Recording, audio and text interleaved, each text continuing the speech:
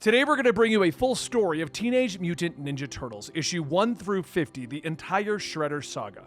But I want you to be aware of something. This is a series that we've worked on over the course of about 6 years here at the Comicstorian channel, meaning my microphone improves as we're going, along with the style in which we tell the story. It's kind of an interesting full story as you're going to see the evolution of the channel along with the evolution of the turtles throughout the video. But if you're wondering where you are, this is the Comicstorian channel, where I take some of your favorite comic books, I turn them into these audio dramas, and it allows you to keep up with what's going on in the world of comic books and you know what you want to do. On that note, let's just get into the story because this one's a doozy, and I hope you guys enjoy.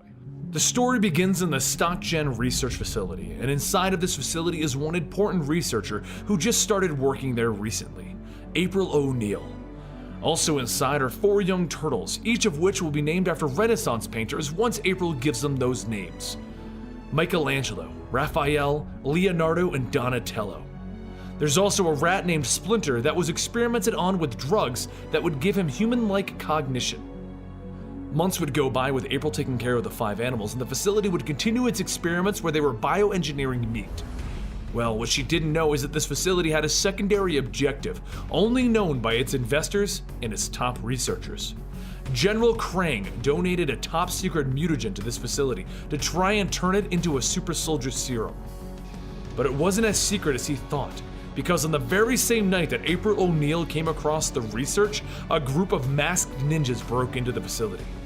As one of them attempted to murder April, the other ninjas put everything from the lab into a bag, because they didn't know what was needed and what wasn't. So while Splinter looked on, they grabbed the vials of mutagen and the turtles, and they placed them all into one bag. He may have just been a rat, but he was a rat with the ability to think like a human, and he runs into the next room to pull the fire alarm. As the alarm sounded, April took this opportunity to fight back and run outside to the arriving police. But as she got to safety, the ninjas grabbed their bag containing the mutagen and the turtles and they fled out the nearby window. But Splinter wasn't about to just let them get away. He leaped out the window and into the fleeing ninja's eyes. Infuriated by this, the ninja dropped the bag and threw Splinter to the street down below. With the bag spilled open, the mutagen spilled all over the place, and Splinter was injured from the fall. So a random cat came over and picked up the turtle known as Raphael and began to carry him away.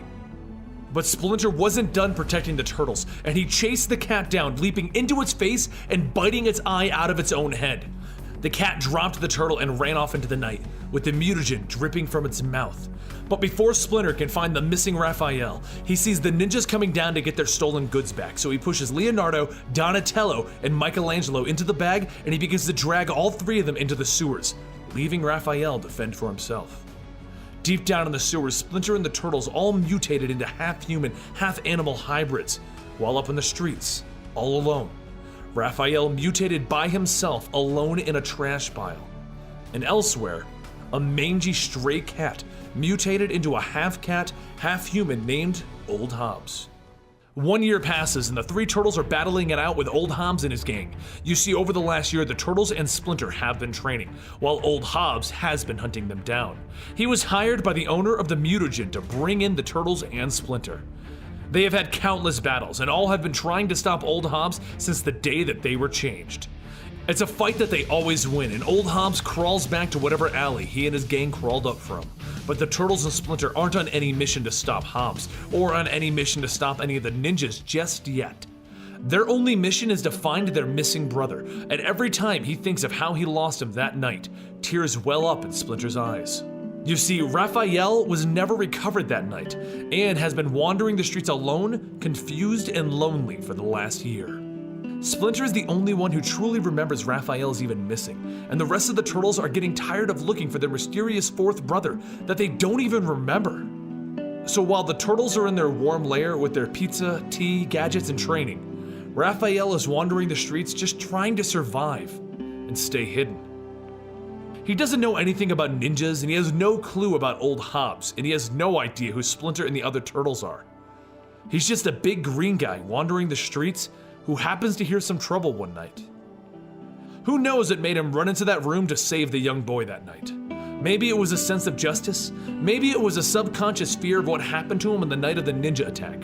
Maybe Raph just doesn't like bullies. Either way, he kicked down the door and he proceeded to go into battle with this man who was beating on his own son. But while his brothers had been training for the last year to fight, Raph only knows the basics of fistfighting and finds himself overwhelmed by this man quickly. That is, until the man tries to drop an elbow onto Raph's back and discovers that there's a rather hard shell there. Raph then declares, "Tag, I'm it," and he begins to beat on the man and then throw him out of his own home. He turns to the young man, expecting the guy to run away from his freakish appearance, but he's shocked when the young man says, "Thanks for the help. I'm Casey Jones." They then fist bump, and Casey tells Raph that it wasn't a big deal. His dad just gets violent when he gets drunk. But he does want to repay him, so he's gonna take him out to get some grub, and they can have a little fun along the way. He then walks into his back room and he returns with a goalie's mask and a baseball bat. The two head out onto the streets and they begin to beat up on muggers and purse snatchers, and Casey explains to Raph that the best feeling is helping others, even if they run away from a guy in a mask and a big green dude.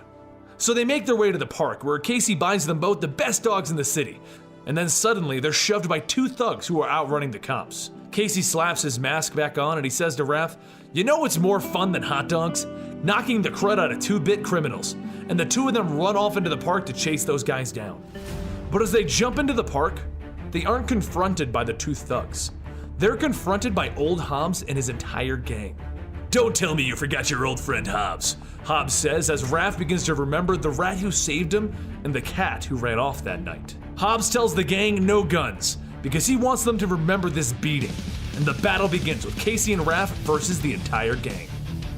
Eventually, both Raph and Casey are overwhelmed by the sheer numbers, and Hobbs pulls out his own gun, and he places it up against Raph's chin. "You got away before, but it's not gonna happen again." And then suddenly, 3 Chinese stars land in his forearm, and there stands the other 3 turtles, here to save their long-lost brother. They leap in, defeating the entire gang, and just as Hobbs thinks he's lost, he jumps in to fight Raph directly. He has no intentions of losing Raphael again.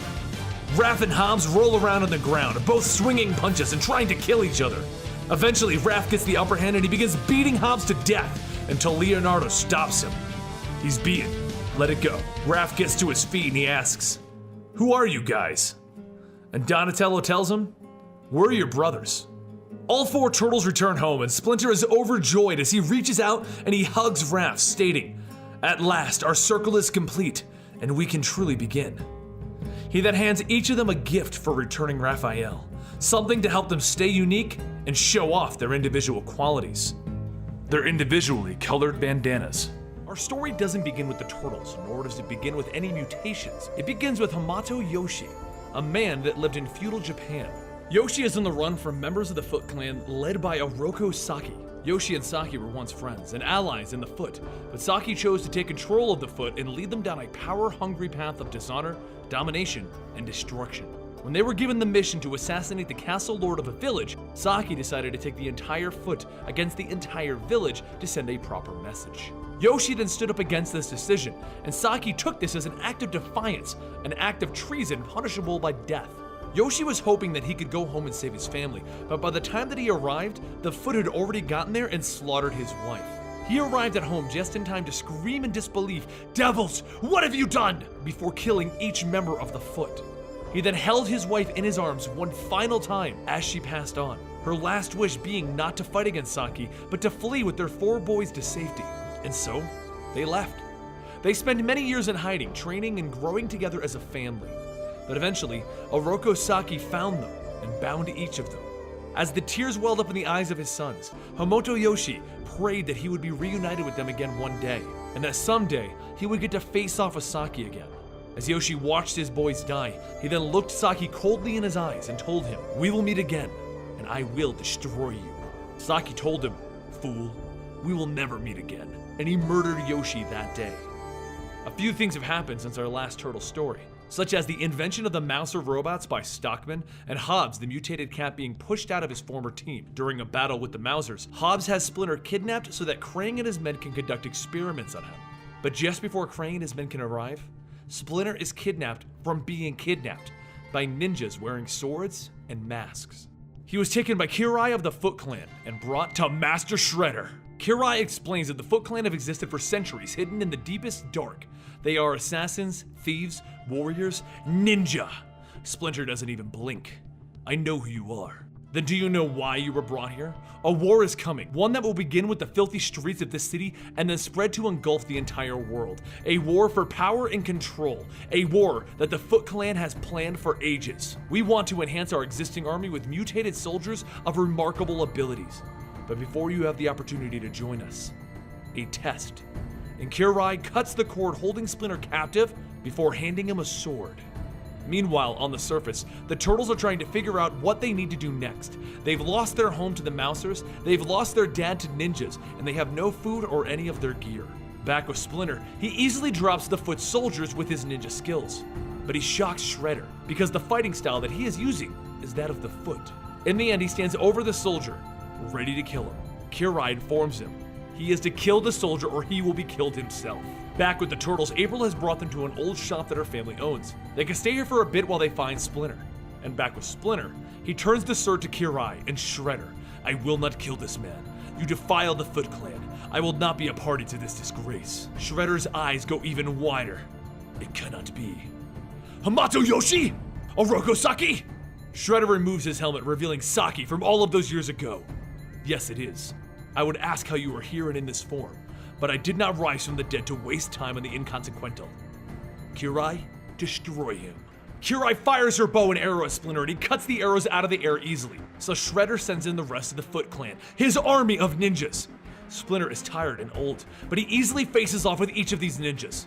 He wishes to live, to see his family again by all means necessary. He refuses to surrender. Once he drops the last ninja, he turns to Shredder. Now shall we continue?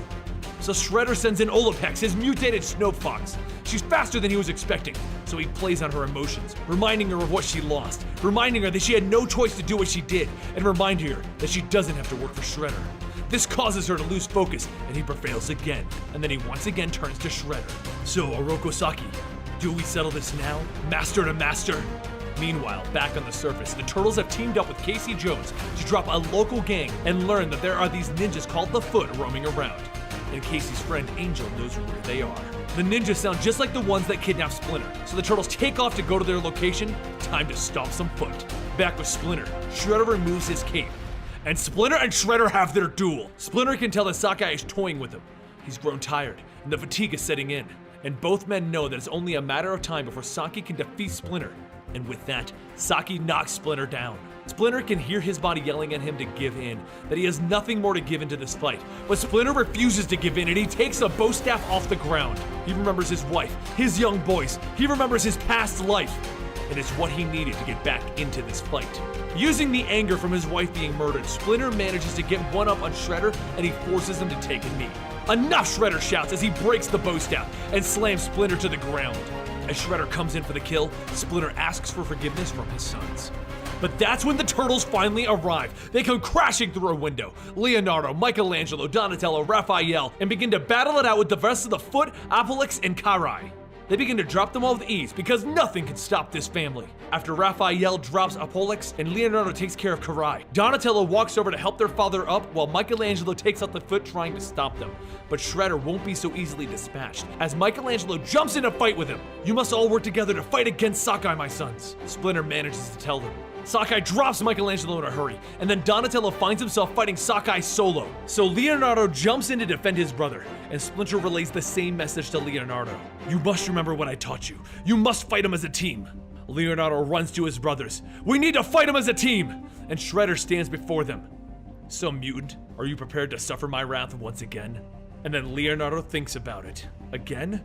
What are you? And then he sees the original Oroku Sakai from their past lives. You! Leonardo runs in, slicing across Shredder's chest, and then Michelangelo strikes him on the back, and Donatello knocks his helmet off, allowing Raphael to kick him into a wall. The Turtles then grab their father and they flee out of the warehouse to fight another day.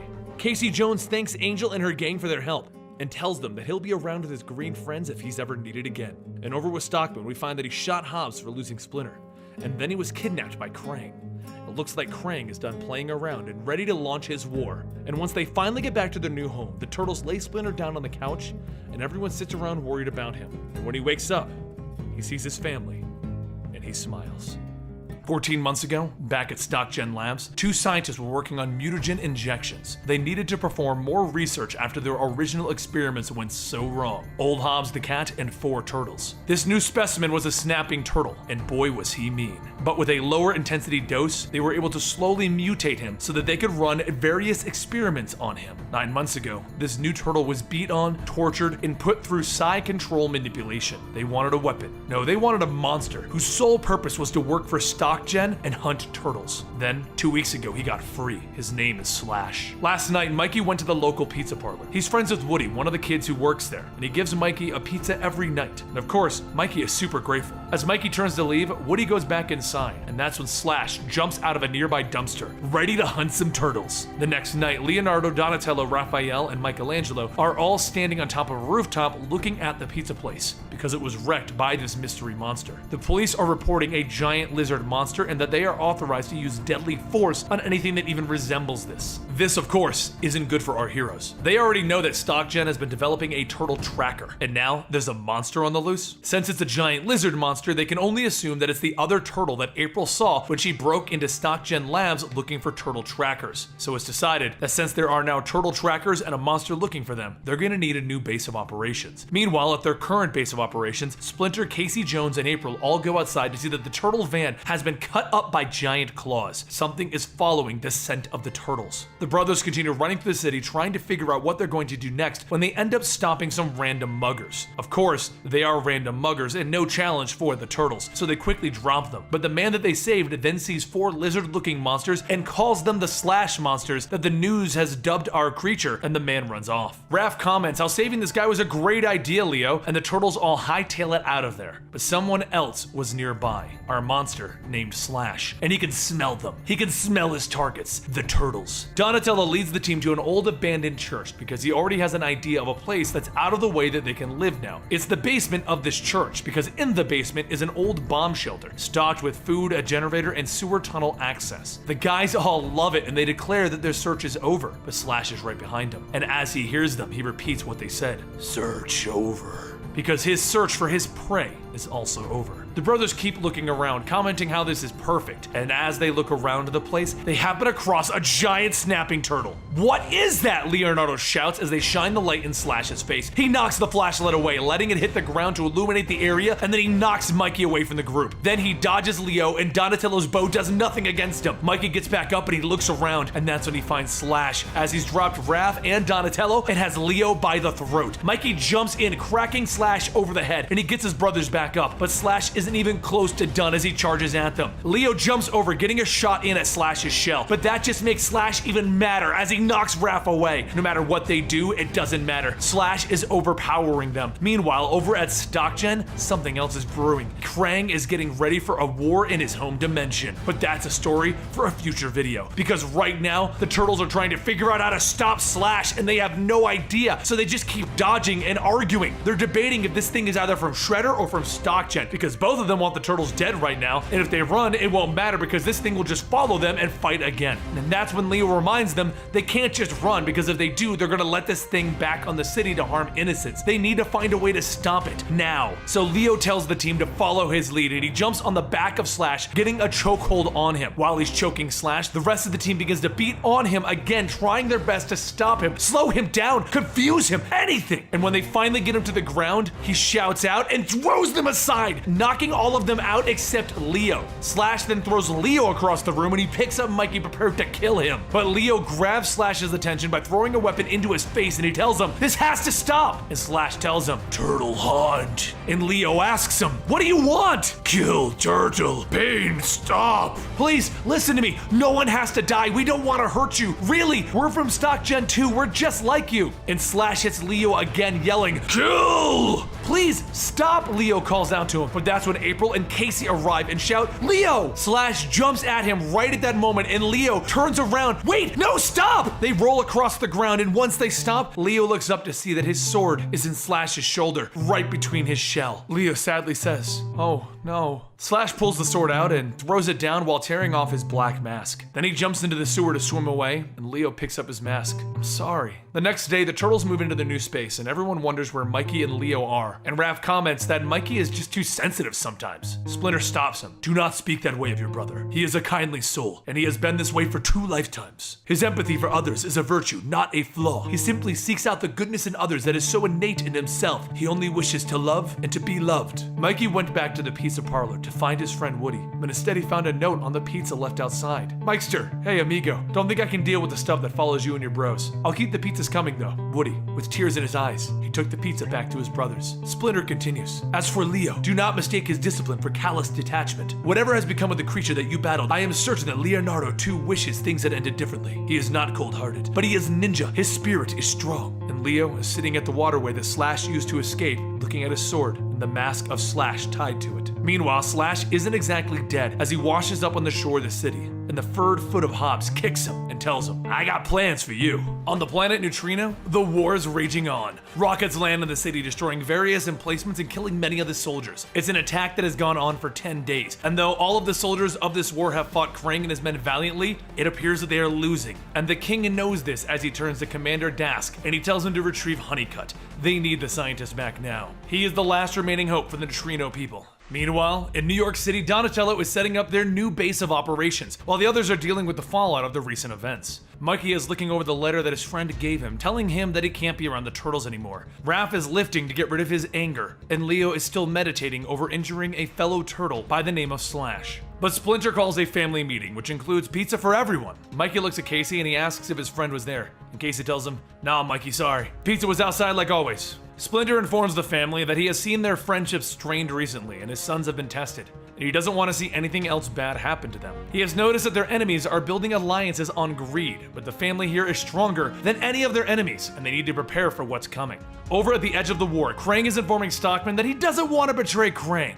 And in order to not do so, he's going to need to complete the Technodrome soon. Stockman tells him that he can't complete the Technodrome in the timeline that Krang is giving him, but Krang tells him, Don't worry, soon you will have a robot capable of completing the Technodrome, and then I will conquer as many worlds as I can, starting with Earth. Over in the Foot Clan compound, Shredder has a new plan that he would like to put into motion. He calls over his daughter and asks her why she has not brought him Leonardo yet. He demanded him weeks ago, and she tells him that she is getting the necessary elements to acquire Leonardo. But she wanted to get some more of that alien ooze that they've been using to create more mutants. Back in New York City though, April goes to have a night out with one of the scientists at Stock Gen, the facility that she's interning at, and the guys behind all of these mutations, while Casey Jones and the Turtles watch from the shadows. After some small talk, April begins to ask Chet about the real reason she asked him to coffee in the park in the middle of the night. She's not blind, she's seen all of Stock Gen's secret labs and such, and she knows what's going on over there. Or at least, she thinks she does. Chet plays dumb, but she goes on to explain that she's seen the ninjas, the missing turtles, and the super smart rat, and the green serum that he saw. She's trying to get answers out of him so that the turtles and Splinter can figure out a plan. But everything that she just said takes Chet back a little. You shouldn't know about the green serum, April. That's when she takes her chance. If we're hurting people, Chet, I need to know so that I can stop it. And Chet tells her that the last thing he wants to do is hurt people. So, just as he's getting ready to explain, there's a boom! And soldiers from the Neutrino War appear in front of them. Commander Dask sees Chet and he tells him, Professor Honeycutt, it's time to go home. The Turtles and Casey have no idea who that is, but they don't trust it, so they run in prepared to fight it out. The soldiers begin firing at the Turtles, and Casey runs in, grabbing April and getting her out of there in a hurry. Commander Dask grabs Honeycutt and he tells his soldiers to teleport them out now. And then in another boom, the soldiers, Honeycutt, and the Turtles are gone, leaving April and Casey guessing as to what just happened. What just happened was that the Turtles were warped to the middle of the war on Neutrino. Commander Dask shouts out that Command Central is under attack, and the Turtles begin dodging lasers as they come shooting in at them. As the commander and his team run inside of the building to save the king, the Turtles follow behind them, and then Raph grabs Commander Dask, putting a side to his throat, asking, Where are we? Dask calls him a moron, asking if he wants to get everyone killed as even more lasers fly over their heads. And Raph asks him, Weren't you trying to kill us a few minutes ago? What? You attacked us! Yeah, after you showed up waving your guns around and threatening April and Chet. Who is Chet? We were sent here for Honeycutt. Who? The Fugitoid. The what now? But before they can continue explaining, more lasers go off around them and the Turtles decide it's time to fight back. Raph and Mikey jump in first, and then Leonardo finishes them off, stopping the immediate threat. Dask looks at everyone and he tells them, Look, I told you we're not here to kill you. Now Krang's thugs will be here any minute, so you can either come with us or you could stay here. Leo tells him, Fine. But we want answers after this. The group presses forward, dropping more of the guards until they get to the room with the royalty, and Dask shouts, "They have the princess!" Mikey sees her, begins to twirl his nunchucks, and he shouts, "Let's do this!" charging right in there. They run out into the open with Mikey taking point, and he runs full speed, jumping up into the oncoming lasers, and he lands on their ship. Once inside, Mikey starts beating back the stone soldiers, and then he grabs the princess and he jumps off the ship. But while he did save her, her mother and father were taken. The whole group goes back to the command center now that Krang's forces have left with the king and the queen, and they explain everything to the turtles finally. This planet is Neutrino, and Krang has been trying to conquer it for a while now. Chet is actually Professor Honeycutt, and the man stuck in a robot called a Fugitoid. Krang's people have continually fought in wars, and they've ruined their own planet in their expansion. And now, he has a new plan.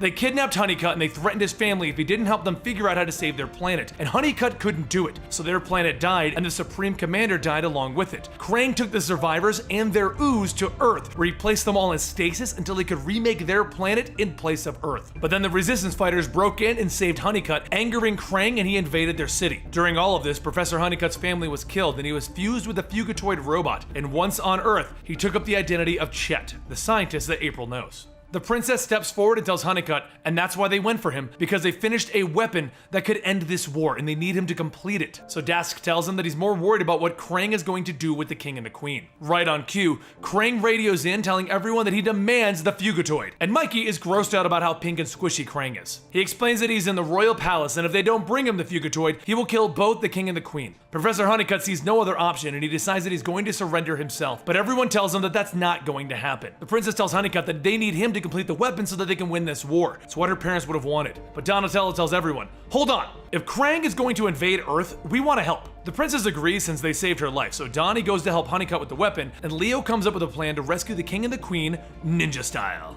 So everyone prepares with Donnie helping build the weapon, and Leo, Mikey, Raph, and the princess and her guards all get ready to assault the royal palace. While this is going on, Shredder's daughter is getting ready to make her own plan work by breaking onto the island where Krang's people are being kept. She then cuts out one of the stasis pods, stealing the green ooze, killing one of Krang's survivors. Shredder will have Leonardo.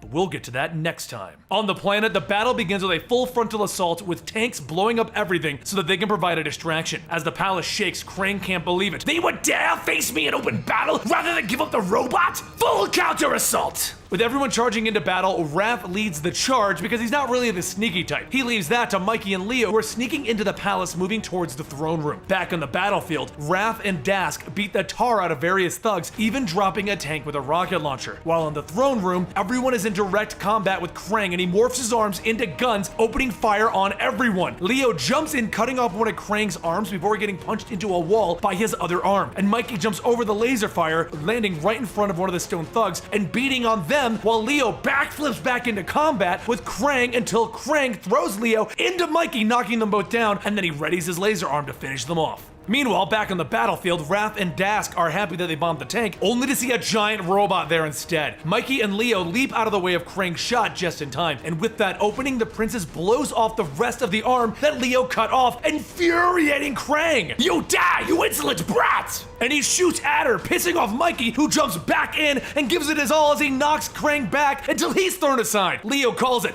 "Don't quit, Mikey," and they both jump back in together, and then the bodyguards open fire on Krang. Back on the battlefield, Raph and Dask make a run for it since it's a giant robot. Luckily, Donnie and Honeycutt finish the weapon, and they've launched it. As it hovers overhead, it sends down a signal that deactivates all of Krang's army's weapons, giant robots included, while leaving the good guys' guns fully functional. They all walk into the throne room where Krang still has Mikey pinned down, and Honeycutt tells him, "It's over."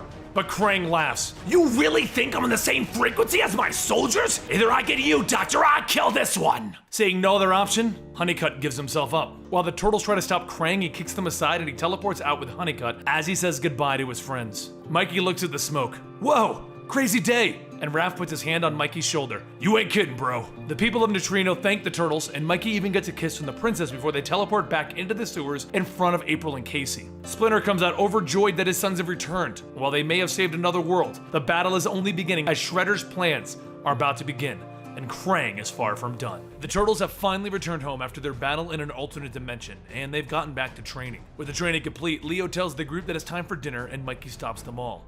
Guys? Behind them is someone in a weird coat, jumping and yelling, "Hiya!" He jumps and he tells them, mutant tadpoles. You fancy yourselves ninja perhaps? Shall we find out what skills you have, tadpoles? They start battling against him only to be knocked away and blocked. He then takes Donatello's bow and he snaps it in half, asking the turtles if they've heard of the Filipino art of Kali. He then begins to beat up all four of them with the broken pieces of Donatello's bow. Then flipping the bow around, he pretends it's a gun. Bang bang, you are all dead. Such dreadful students, I pity the teacher that trained you so poorly. And would that teacher be the old decrepit rat hiding in the church? Then, in a puff of smoke, he vanishes. The turtles all panic. He knows about Splinter in the church. They start trying to chase this new enemy, and a note points them down to the streets where the enemy is waiting. He beats them all back, and he jumps into the sewers and runs off away from them. Leo tells his brothers that they've got him now, but the enemy just starts to beat on them again, calling Leo predictable. And then he demonstrates the nerve strikes that he has, and he drops all of the turtles again, and then he runs off again. The turtles give chase, and they all end up in the graveyard outside of the church, where they lose sight of their target, and then he shows up again, beating them back again. Over and over, this enemy beats them, and then he runs into the church where the turtles follow, and once he has another weapon, Donnie jumps back in as well. Once the enemy drops all of the other turtles, only Donnie remains, and he is furious. You may have caught us off guard, I'll give you that, but now we're in our home, our dojo. We shall see, the enemy says, smiling. My father gave me that bow staff that you broke, Donnie says, as he clashes with the enemy. And he told me something. This staff is no better or no worse than any other, my son. What matters most is honor and the skills of the one who wields it. The rest of the turtles get back up and the enemy stares them all down. So you all have courage after all. Our game ends now. I am done playing with you. The time has come for me to call on your master, Leo tells him, over our dead bodies. And the enemy removes his mask, telling them, I can only respond with I am honored, my sons. Everyone is shocked to see that they were fighting Splinter this whole time. True balance comes from not only learning, but unlearning. You have each mastered the fighting styles that I have taught you, but as our fights have shown us, our enemies will not always attack in predictable ways. So open your heart and your minds as our real training begins here tonight. We must prepare ourselves. Meanwhile, over in Japan, Shredder and his daughter are digging up a grave, and once they open it, they find Kitsune. He then returns to the city where he stands over it, informing Kitsune of the reason she was revived. Their rivals, the Savant, have a new leader, and to prevent them from taking what rightfully belongs to the Foot Clan, it is now time to embrace their destiny. Casey and Raph go to check on Casey's abusive father, where they find themselves being jumped by the Foot Clan. They are quickly overwhelmed and Casey is dropped. Seeing his friend fall, Raph shouts out, Casey! But then he is overwhelmed himself and they throw him into the back of their van. Inside we see Kirei, Shredder's daughter, and she informs him that they are about to drown him. Raph breaks out of his bindings, jumping at them, and then he takes his size and using his shell, he backs out the back door, breaking it open and falling into the river. The Foot Clan inform Kirei that Raph is gone, and she tells them, yes, all is going according to plan. Raph quickly gets into the lair where he informs the family that they got Casey! Splinter tells him to calm down, they need to know what happened, but Raph tells him, no time! We gotta go save Casey! Everyone gets Raph to explain, and then he tells everyone, let's go! Right now! Leo tells him to calm down. Running in head first is not the answer, and they argue until Splinter separates them and tells them both to calm down. Then they drive to the docks to scope out the situation, and that's where they see Kirei and Alopex. Raph argues that they need to get down there, and Leo argues that they should figure out a plan of attack. And that's when Shredder himself shows up. Leo says, damn, and Splinter agrees, damn indeed. Meanwhile, out on the streets, Angel ramps on April's window asking what the turtles are doing here. They're friends with Casey, right? She's actually an old friend of Casey's and she knows about the turtles, so April gives up the information that Casey is in trouble. Angel tells April to wait here and she begins to walk towards the docks. While over at the docks, Shredder looks at Casey and then turns around. I know you are out there, Hamato Yoshi. Why do you hide? And then he leans over, picking up Casey and stabs him in the gut. Your comrade is severely wounded. Raph leaps off of the rooftop and he finds himself quickly surrounded by the Foot Clan. While pushing them back, he shouts, that bastard stabbed Casey! I'm gonna kill him! But while they are busy, Mikey and Donnie swim up from the water and they climb onto the dock next to Shredder himself. They start fighting it out with him and Leo sees that they might be in trouble, so he runs over only to be jumped by Alopex. While all of this is going on, Angel sneaks in and helps Casey Jones back up, and as she drags him off, Donnie, Mikey, and her all begin to escape while Splinter grabs Raph, telling him, quell your anger. As Leo begins to follow his family, Karai hits him with a tranq dart, dropping him. When the rest of the family makes it to the van, that's when they realize that Leo's not with them. He didn't get out. They have another problem. Casey is going to die if they don't get him to the hospital. With no other options, they drive to the hospital, and while this is going on, Leo is being carried off to the Foot Clan's headquarters. While Casey is in surgery, Leo ends up in a form of that of his own. Katsuni walks over to the unconscious turtle to use her magics to do surgery on Leo's mind. She wants to uncover his eyes. She wants to rewrite his history. She wants to show him true ultimate salvation. She then shows him that in the beginning, there was an evil rat, the one that was torturing Leo with training meant to break him down, until Shredder saved him. Leo ran from the evil rat and it dropped him off of a building where Shredder once again saved him. Over and over this happens as Shredder tells Leo to open up his true potential, until eventually, Shredder shows Leo the truth that he wants him to see, that Shredder is actually his sensei, and the rat is the enemy. While this is happening, Splinter and the rest of the Turtles agree to meet with Old Hobbs, a villain of theirs, because he has information on Shredder and has changed his mind. He's willing to help them out. It should be mutants versus humans, so as they say, the enemy of my enemy is my friend. Leo wakes up next to Katsuni asking for his master, and she presents him with his mask, the old mask of Slash. Old Hobbs brings Splinter and the Turtles to what he claims to be the Foot Clan's base. None of the Turtles trust Hobbs, but Mikey is busy talking to Old Hobbs' friend, Slash. Slash is growling at Mikey, but Mikey tells him, "Chillax! Don't be so grumpy and have a candy bar." Slash eats the candy bar and likes it. Candy. Then he tells Slash that Hobbs said the Slash is staying behind, but after all of this, I'm gonna buy you a pizza, buddy. He then walks over to his brothers. Turns out Slash isn't so bad after all. He didn't try to eat me or anything. Hobbs leads the Turtles and Splinter down to the back door where he breaks the lock off and he walks them inside. He then slams the door shut, locking them inside. The lights come on and there stands Shredder, his daughter, and Alopex. "Welcome, Yoshi, to the beginning and the end." Splinter wants to know where Leo is, but Shredder explains to him that as they stand here, his ninja are pushing their hold on the city further. He will rule this city, and that Leo is no more. Splinter is stunned. This cannot be. "Hear me now, devil! If I cannot have my son, I will have your head!" He shouts as he jumps in, clashing with a sword. The sword of Leo! He is now wearing a black mask and Foot Clan armor. He then kicks Splinter in the face, taking out his blue mask and cutting it in two before throwing it at Splinter. "I am not your son anymore." Raph shouts, "Oh, hell no!" as the Turtles run in, but Leo counters each and every one of them, dropping them with extreme ease. Then, the Foot Clan arrives, surrounding them until Slash breaks through the wall. He runs in, slamming everyone around, asking Mikey for more candy. The Turtles and Slash then run out of the room and escape, and while the other Turtles are arguing with Hobbs, he explains that he delivered for everyone. He saved the Turtles and made good with the Foot Clan. Everyone likes him, right? But the true problems are only beginning, as Splinter is holding the mask of his son Leo. As time passed, the Foot Clan's operation continued. One night, Karai oversees a shipment getting ready to go out when she's suddenly attacked by Savant. Karai begins to fight back, telling everyone that they will not let them pass, but a Foot Clan soldier tells her that they are soon to be outnumbered. Slowly, Karai and the last soldiers begin to back up as the leader of the Savant group starts to surround her, telling her that her men were right. Their number is greater, little girl. Little girl? Karai asks, and tells him that he will soon regret those words. The leader smiles at her. "Oh, will I?" Then he hears a voice above him telling, yes, he will. Above him stands Leo and a group of Foot Clan soldiers, and Leo tells them to destroy. The Foot Clan starts to overwhelm the Savant, and they begin to kill them off, and that's when Karai raises her sword to kill the leader. But Leo stops her, telling her that they need him alive to deliver a message. Leo leans in and tells him, pay very close attention. The Foot will no longer tolerate disobedience, not from you or anyone else. So go tell your leaders that if they disobey Master Shredder, they will face an all-out war. Elsewhere in the city, Raph questions some criminals that did some work, telling them not to play stupid with him. The criminal tries to state that he doesn't know what's going on, and then the criminal's partner jumps in to try and attack Raph, and Raph just turns to kick him down. The first criminal stands up, breaking a board over Raph's back, and he turns back, grabbing that man by the throat, asking him, "Didn't I just warn you about being stupid?"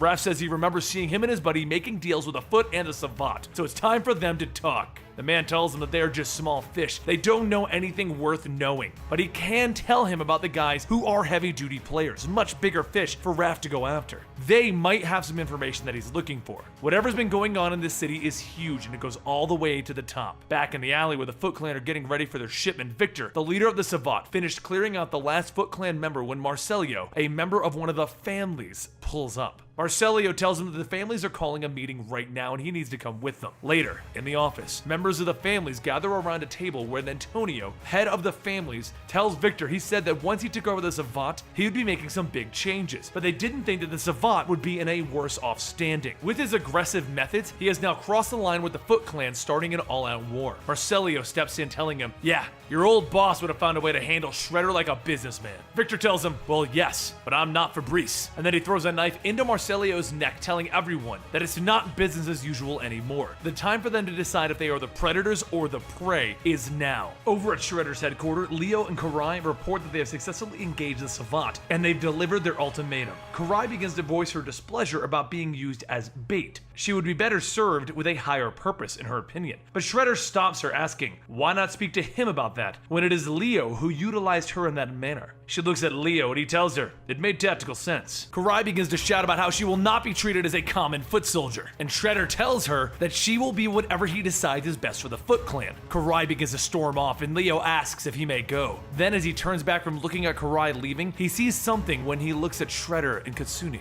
Shredder tells him that he may go, and as he leaves, a foot soldier appears, stating that there has been an urgent delivery from Victor of the Savant. Shredder opens up the box and both he and Katsuni look down. He says that it seems their foe has made their decision, and inside of the box is a severed foot soldier hand with a note attached to it, stating war. On the other side of the city, Splinter visits Hob in his home, explaining the situation with Leo. He will stop it, but his family does not possess the resources necessary to confront the Foot Clan. Splinter continues to look at all of the guns on the racks, and he says that maybe Hobbs can provide some help. Hobbs laughs, stating that he knew he had the smarts enough to figure out a mutant army was a good idea. But if you want my help, Splinter, there's going to be something that you have to do for me first, because now you're messing with the big guns. Back with Raph, Raph follows up on the leads the criminals gave him to two crooked cops. But as he holds his side of one's neck, telling the man that he'll tell him where the Foot Clan is hiding, he's quickly pulled away. The cop looks back to see what happened, and he sees a figure in the shadow telling him that they should totally run, dudes. In the alley where Raph was pulled off to, Johnny tells Raph that he's getting out of control, and Raph begins to shout that he will show him out of control, and then Mikey steps in, pushing him back, telling him to knock it off. He's sick of everyone fighting like a bunch of babies, and Raph is being the biggest one. He and Donnie spent the whole day cleaning up his messes all over town, and Raph just tears through things. Raph turns around sulking, telling everyone he knows. It's just this whole thing is his fault. If he didn't let Casey get taken by Shredder in the beginning, none of this would have happened. Donnie tells Raph that sometimes bad things just happen. That's life. And right now it's time for them to be the team that Leo made them into, as the only way that they're going to save Leo. Raph realizes that Donnie's right, and the three of them begin to head back home. Elsewhere, Shredder begins to look down onto the Savant headquarters, preparing to attack. Shredder says that he and Leo will lead the attack, while Karai and Alopex will follow up with a secondary strike. As Shredder and Leo walk off, Alopex tells Karai that this is all wrong. She should be the one leading the attack with Shredder, not Leo. Karai says that it's never wise to overestimate one's importance. They serve the Foot Clan, but a wise warrior always has an alternative plan ready. The next day, the remaining brothers all go out searching for information and help. Raph recruits Angel to join them, while Mikey visits Woody for some information. Woody delivers pizzas and tells Mikey that he might not be much help, but there is one place that he delivered pizza to, and he overheard some Foot Clan guys mentioning something about a war brewing, but he didn't stick around to figure out what was going on. Donnie and April go to see Donnie's friend Harold, an inventor of sorts. Once Harold lets them in, Donnie explains that his family has run into some trouble with some really bad guys, and they're here to try and see if maybe they could possibly get a tech advantage. He knew that Harold was upgrading his anti-grav gauntlets and other things, and he just thought, but Harold finishes his sentence telling him he thought that he would help them out, right? Even though their personal problems have less than zero to do with him? How obtruse. April begins to think about how she thinks it's but Donnie stops her and tells her to just let it go. Harold says that he's been working on some upgrades to some things, but he hasn't tested them out yet. So if he did let them borrow them, he wouldn't be responsible if somebody got blown up by them. It would be their own damn fault, not his, you hear me? Donnie tells him loud and clear. Later, the Foot Clan begin to fly towards the Savant headquarters, and once they get close enough, Leo and Shredder jump in, crashing through the windows. Once they engage, Leo calls Karai, telling her that they have infiltrated the base and to wait for him to order the next attack. Karai says that she understands, but once the radio goes silent, she orders her group to move in. During this time, Splinter and Hobbs sneak up to the StockGen building, and Hobbs explains that this is what he needed him to do. Hobbs wants a mutant army, so he's going to need mutagen. So who better to take it than the little lab rat who used to have the run of the place, right? Splinter grabs Hobbs and tells him that he is only doing this to rescue Leo, and Hobbs better not forget that fact. Splinter makes his way to the labs, and Hobbs asks Slash if he's ready, and Slash tells him, yes. Back at the Savant headquarters, Leo chases Victor into a corner, and Victor says that only death will decide this war. Leo reaches into his belt and he throws smoke bombs out, telling him to count on it. Victor pulls out some guns, but Leo uses the smoke to run around and disarm Victor as the smoke clears. Then, Victor's holding a knife as Leo readies his claws. The two of them begin to fight and struggle, deflecting each other's attacks until Leo counters and punches Victor in the face, knocking him down. Leo then gets on top of him, holding his claws up, but before he can finish Victor, Shredder tells him to stay his hand. we have won. Leo asks him why let Victor live, and Shredder tells him that the battle is won, but not the war. Victor notices that one of the guns is next to him and he fires it at Leo. Shredder rushes in, cutting off Victor's hand, and he tells the soldiers to bandage Victor up. They can't have him dying here. Back at Stockton, Splinter begins to leave the facility with the mutagen when a guard stomps him. Splinter turns back, throws the mutagen up, quickly disarms the man, knocking him out with his own gun before safely catching the container. He then looks at the man and he tells him to forgive him. Once outside, Splinter hands over the mutagen and he tells Hobbs that he has done what has been promised, so you had better deliver on my request when I call upon you. As Splinter leaves, Hobbs asks if it's finished and Slash tells him it is. He then flicks his cigar, telling Slash that they are done, and he presses a button. Back at the building, the alarms on the bombs that Slash set up begin to go off, and as Hobbs begins to drive off, Slash watches as the building explodes. On another part of the city, Mikey rides with Woody delivering pizza to some of the places that Woody heard the Foot Clan talk about. Mikey heads up, knocks on a door, and the man that answers the door asks what he wants. They didn't order any pizza. And what exactly are you supposed to be anyway? Mikey looks at himself and he says, oh, this is just a costume. You know, for Mikey's Turtle Pizza, where you get a shell of a deal. The man tells him that it doesn't matter. Pizza is pizza. They don't have time to stop for food before the Bigfoot meeting tonight. He then pulls out a gun, pointing it at Mikey, telling him that it seems the pizza will be on the house. And Mikey tells him, how about the face? And he slams it into the man's face before he can hit Mikey. He then throws the man onto the table with the other guys, and he states, so you're all going to a big meeting, huh? How is it that I can get one of those invites? Over at the church, Donnie tries to show Raph how to use the anti-grav gun, but he's having a hard time even turning it on. Donnie tells Raph it's really simple, how can he be messing this up? Even April figured it out. But before long, Mikey steps in telling everyone that he knows where Leo's going to be. He totally knows! He was out helping Woody fake pizza deliveries when they found out about some big giant Foot Clan meeting coming up tonight. So after some convincing, he got the Foot Clan to tell him where and when. And all of the important people will be there, like Shredder, Karai, Apelex. And before Mikey can finish his sentence, Splinter steps in telling them, Leonardo, his sons are to be commended for banding together and having their hard work paying off. So now, it is time to call on their allies to bring Leonardo home. Elsewhere, Leo is sleeping and dreaming, and in his dream he sees Shredder with him and his brothers all tied up. Men stand behind his brothers and Shredder tells him to watch as his brothers are executed by the clan that he chose to dishonor with his treachery. Leo tells him that he didn't betray them. This isn't right! Something's changed! Shredder tells the men now, and Leo watches as his brothers are slain. He could do nothing about it. But as he cries, he hears a voice. He looks up to see the woman that he calls mother, and she tells him to hear her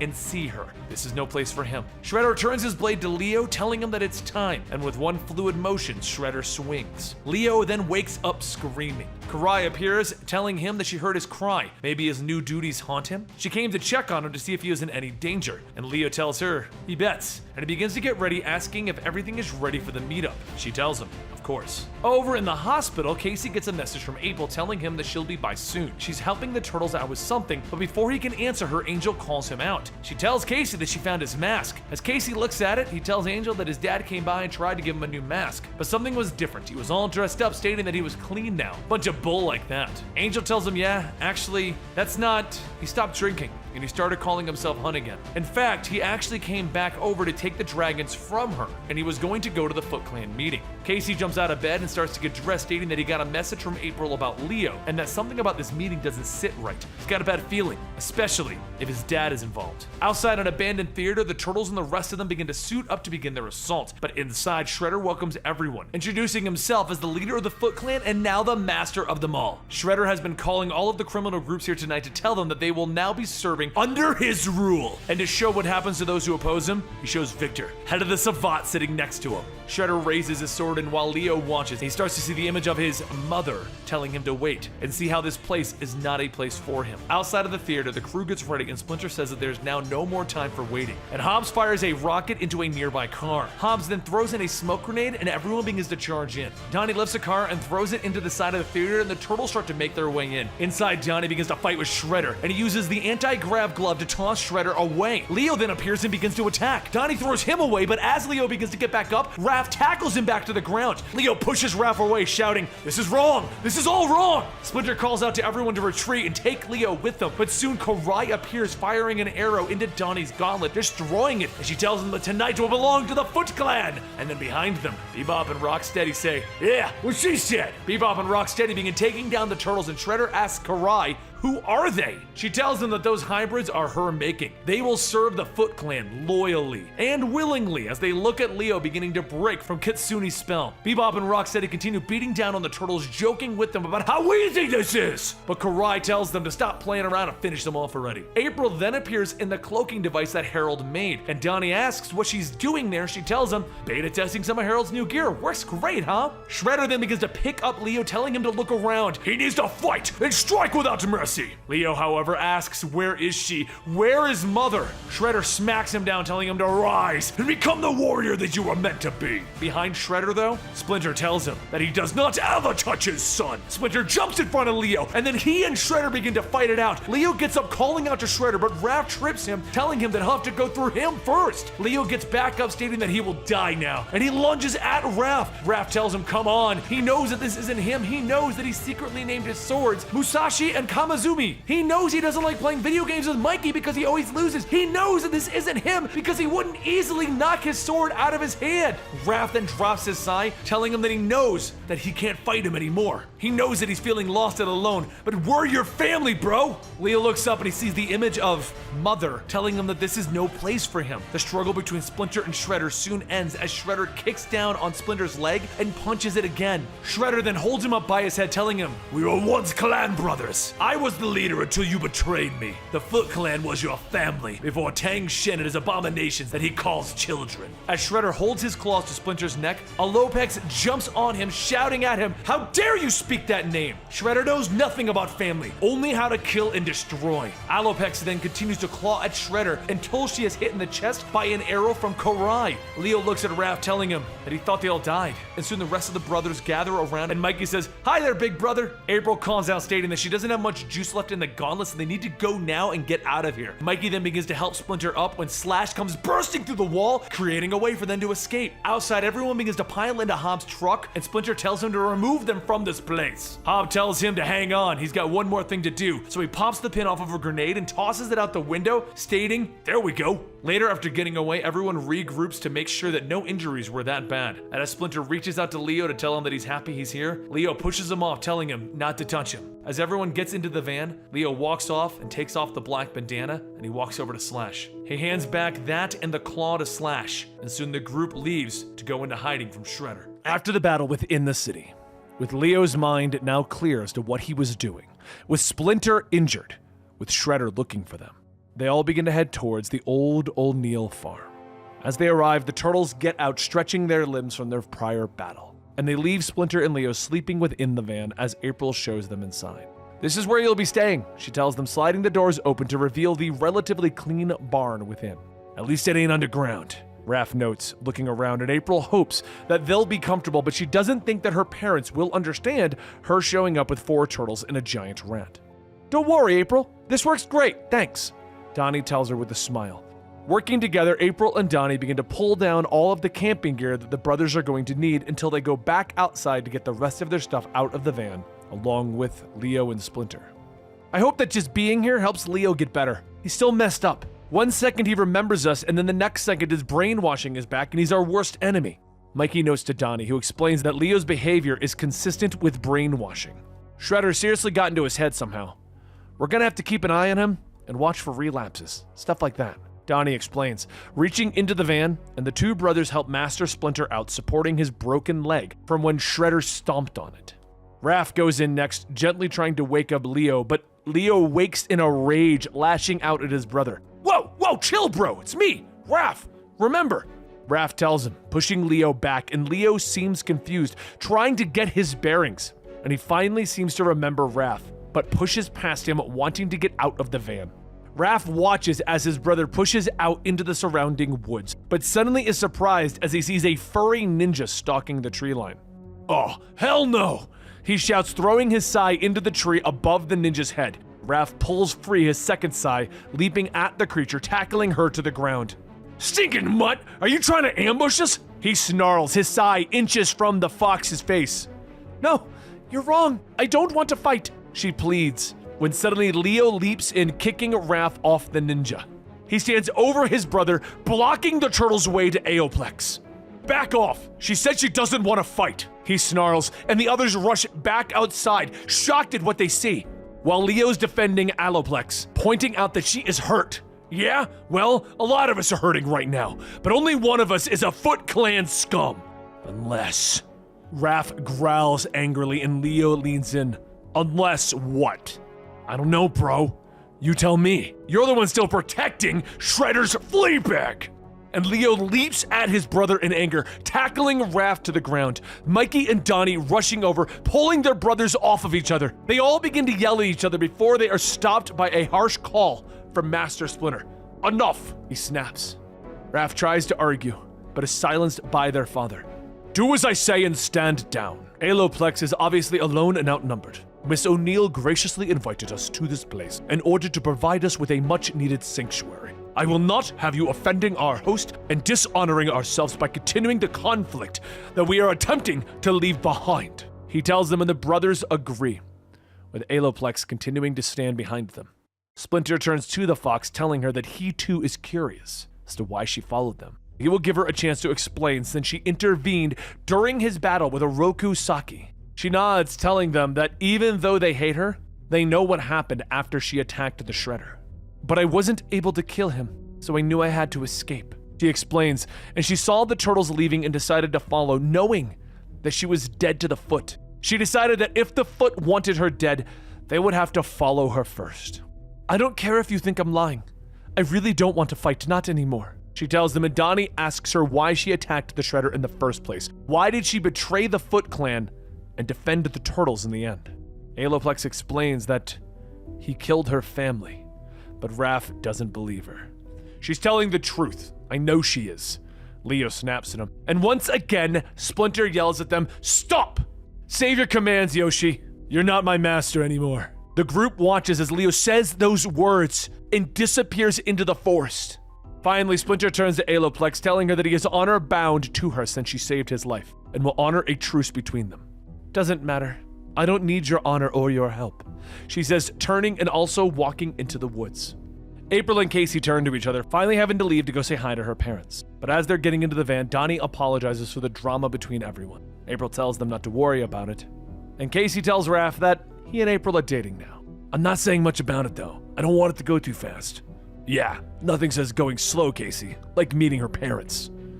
They leave the turtles behind, driving back to April's parents' house. As April and Casey begin their usual greetings of meeting her parents, April's mother is glad that they called and came, especially when they heard about what happened to Stock Gen. April is shocked as her mother explains that Stock Gen, the company, is gone. Completely gone. Meanwhile, in the dark, Leonardo stands by a small lake, images of his time with the Foot flashing before his eyes. Facing off against a raft, training with Shredder, yet he also hears his mother's voice. My child, when you have found what you have lost, you will also find the answer to your questions. He hears her say, and Leo falls to his knees beside the water, calling out to her. Mother, where are you? I need you, please, I'm so confused. Meanwhile, over in the barn, Raph sits in the dark, unable to sleep. Mikey is out cold, while Donnie continues to read. And unknown to them, Leo sits by the water in the dark with Alloplex hiding in the shadows, watching him. As she is watching, Raph is suddenly behind her, his sigh at her throat. Let's go, Mutt. Don't make a sound. He hisses at her, marching her away from Leo, finally pushing her. A little hunting before bed? But the fox turns back to him, sadness in her eyes. I wasn't hunting. Then what? Seems every time I see you, you're sneaking around. Raph tells her, reminding her that she might have fooled everyone else, but not him. Believe what you want, turtle, she hisses, beginning to walk away, but he grabs her by the arm, telling her that she can't leave until she tells him what she was doing out there. She snaps at him, but finally explains that she wanted to thank Leo for defending her. You want me to buy that? She explains that she doesn't care if he buys it. I know what it's like having Shredder in your head, twisting every thought, every emotion. I know how Leonardo is feeling, and I was making sure that he was all right, that he wouldn't hurt himself. She explains, and she tells him that she and Leonardo are alone, but finally, she walks away as Raph lets her.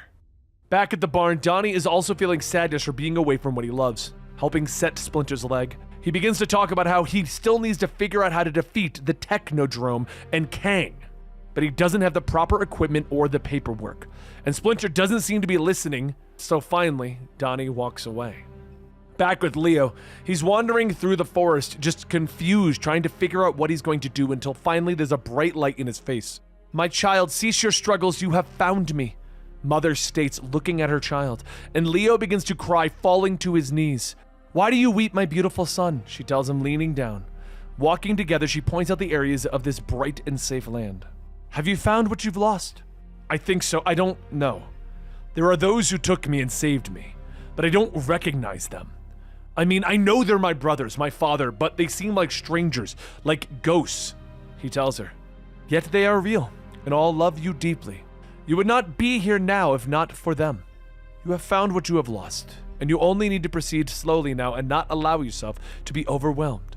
She points ahead as a path opens up before them and tells Leo that the new path awaits for him to take the first step. Someone is calling his name, and Mother tells him that she is needed elsewhere as she drifts away. Leo nods. "I'm ready." Suddenly, he sits back up from his dream with Donnie shaking him, and Leo smiles at his brother. Meanwhile, back at the O'Neill house, April's mother finishes telling them about the top secret projects involving ooze that her father worked on at Stockton. They go on discussing the ooze and the experiments on animals that her father did, and April explains that she knew a little bit about it, promising no more secrets between her and her parents. And then she looks back at Casey, realizing that there are 4 giant turtles and a rat in the local barn. Back over in the woods, Donnie pulls Leo to his feet, asking why he was mumbling about their mother and ghosts. "Do you still dream about her?" "Yeah, it's totally crazy, huh?" 6 months ago, probably, but now not so much," Donnie admits, telling Leo that everything that they've been through, he's starting to believe that there is more to destiny and fate than he thought. "Sometimes I feel like we're all caught up in some cosmic momentum. You just gotta hang in there and know that we got your back." "Thanks, Donnie." Leo smiles. Donnie thinks for a moment and then offers to let Leo come back and help him with the Technodrome, give Leo a purpose. "The whole thing is just so big and complicated. I'm trying not to let it overwhelm me, but I'm afraid I can't do it." And Leo looks at his brother. "You're gonna do it, Don, trust me. You might not see the entire path you're supposed to follow yet, but if you take the first step, you'll start to see where you need to go clearer."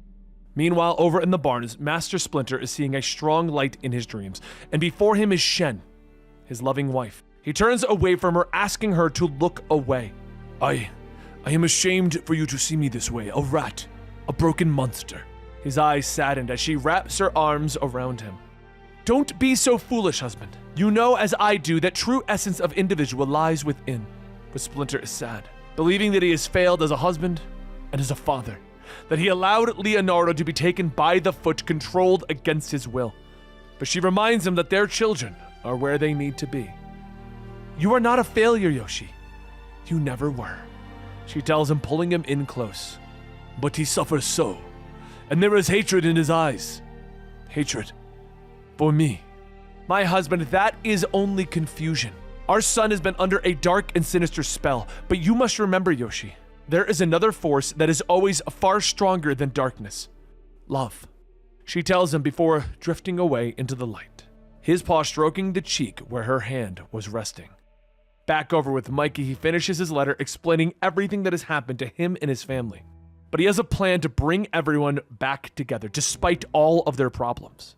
He brings the sticks out into the woods, starting a fire, beginning to roast some hot dogs.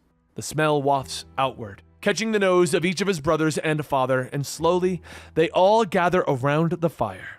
And Mikey smiles, handing out hot dogs and sticks. Raph looks over at Leo, putting his hand on his shoulder. Finally coming together, Raph stands up. He walks into the woods with his hot dog, and he offers it to Alopex, who hides in the shadows. The fox takes the offering, walking into the firelight with the brothers. And as the family gets a moment of rest, they don't see the large bird overhead, as a foot assassin states, "I have found the prey. Good, stand by for reinforcements." The next day, Raph is practicing Tai Chi out in the forest as Alopex calls to him from the woods, stating that she never thought of him as a Tai Chi type. "What? Not enough blood and guts for you Foot Clan types?" But she turns away, sadness in her eyes, telling him that she wasn't in it for the killing.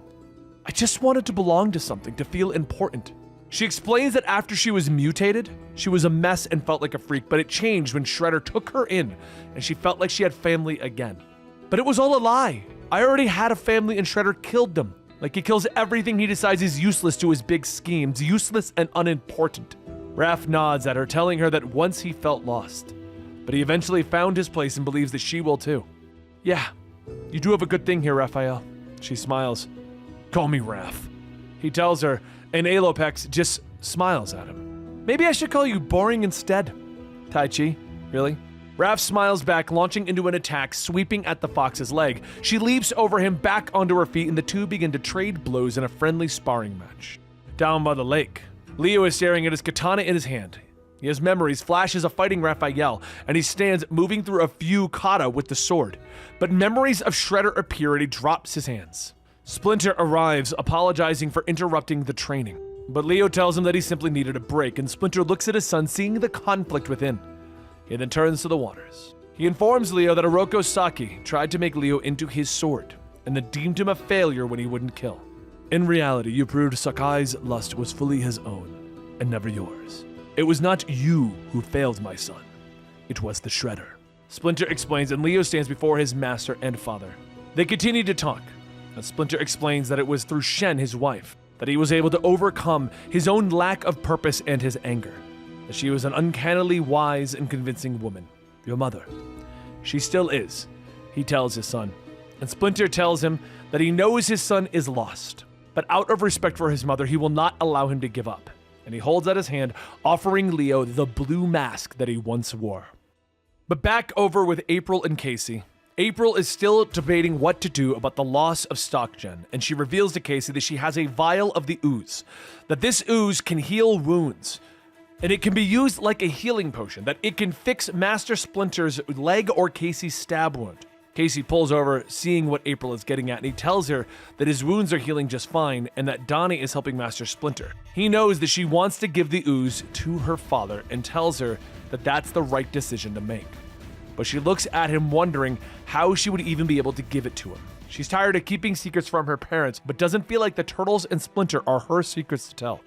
Casey simply tells her that whatever she decides, he's with her. And back over in the barn, the brothers are eating lunch with Master Splinter and Alopex when they discuss whether it's good that StockGen is gone, and Splinter confesses that he infiltrated StockGen before their assault on the Foot. He admits that he helped old Hob because he needed Hob in the battle with Shredder. And Raph begins to disagree with Splinter's actions, but they are suddenly interrupted as the roof implodes above them. A bird of prey lands, flanked by 4 assassins. Massacre them, she orders. Who's the crazy bird? Mikey asks as he, Raph, and Donnie leap into action. Raph moving to attack the bird, but she leaps into the air, letting him fall harmlessly to the floor. Raph turns, seeing Mikey and Donnie fighting the assassins, but he also sees Alopex sneaking out of the open door, anger filling him up. I knew it! He roars as the others fight off the assassins. Splinter explains that they are Footmaster assassins, killers of the highest order. But while this is going on, Raph launches himself at Alopex, tackling her at the door. It was you! I knew it! You're still with them! But she tries to defend herself as Mikey is fighting against other assassins, asking where the bird went. But the bird stands with her assassins ready to attack, while Splinter, Donnie, and Mikey prepare themselves. The creature growls at them. You are beaten, rodent! There's no escape. Are you prepared for the slaughter? And Leonardo arrives, standing ready with his mask and twin katanas. That's funny, bird. I was gonna ask you the same thing. Back away now. The bird smiles, introducing herself as Koya, an assassin and predator. Master Shredder sends his regards, Prey. Your master, bird, not mine. Leo snarls, leaping into attack. Whoa, looks like Leo's back. Mikey shouts with a smile as they all lock into combat. The brothers all leap in, kicking and striking the assassins with their weapons. Master Splinter continuing to fight, knocking aside another assassin. While Leo and Splinter have a moment where Splinter tells him that it's good to have him back, Koya is there bearing down on them, her wings slashing out, cutting Leo's shoulder. But Leo responds by launching throwing stars, which stab into the creature's shoulder. Meanwhile, Donnie and Mikey are kicking the crap out of assassins. Not so tough without surprise on their side. Donnie notes, both their eyes widening though as one of the assassins holds up a grenade. Crap! Mikey yells as they both leap away. Outside, Raph stands over Alopex. I knew I couldn't trust you, damn foot mutt! He shouts, but the fox pushes him away, trying to escape. He grabs her, accusing her of calling the foot assassins to them, but the barn then explodes from the grenade, throwing them both into the woods. Everyone is okay as Donnie calls out to Mikey and they see the assassins, but Raph struggles to his feet, smoke swirling all around him. And from behind, one of the assassins rears up, its sharp claws reaching for the dazed turtle. But Alopex is there, kicking the foot away. I told you I wasn't foot anymore, Raphael. I thought they were here to kill me. You were wrong, she tells them, walking off into the woods with her head down. Back over at the O'Neill household, April tells her parents everything. And they all turn at the sound of the explosion from the barn. Looking out the window, the smoke curls upwards into the sky, marking the destruction. April's mother puts on her jacket, marching outside with April and Casey to the van to check on the disturbance. Over there, Mikey and Don are continuing the fight, with another assassin pulling out another grenade. But he's knocked to the ground as Raph's sai hits him in the back of the head. They team up, working together to take out the assassins one by one. Nice teamwork, guys, Donnie notes as he stands over the assassin.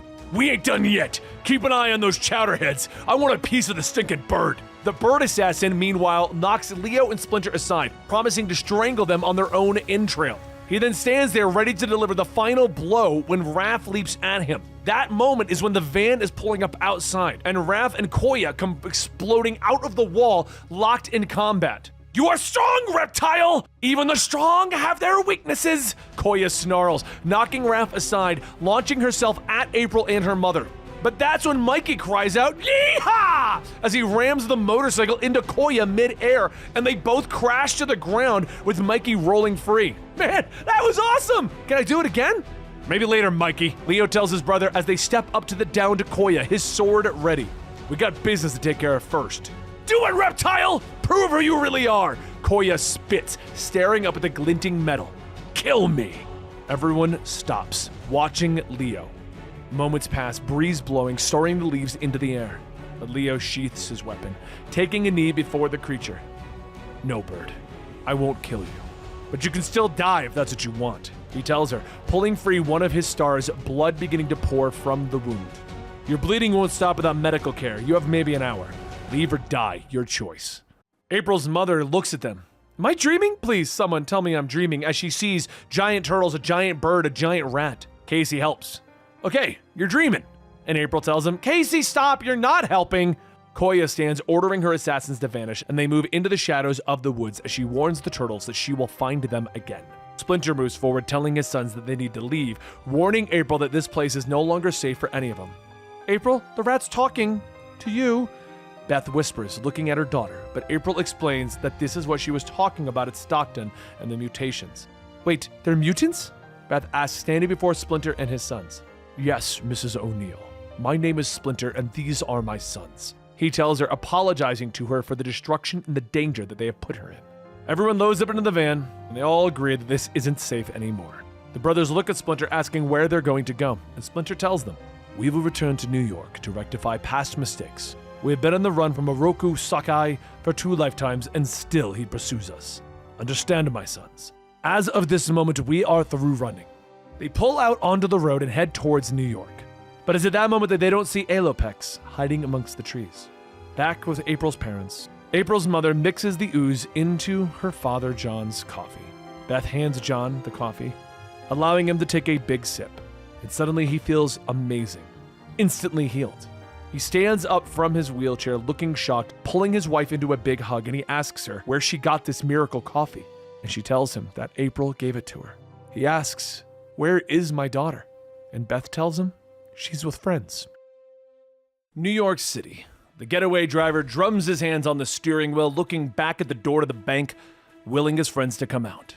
He turns in shock as the sound of gunfire erupts.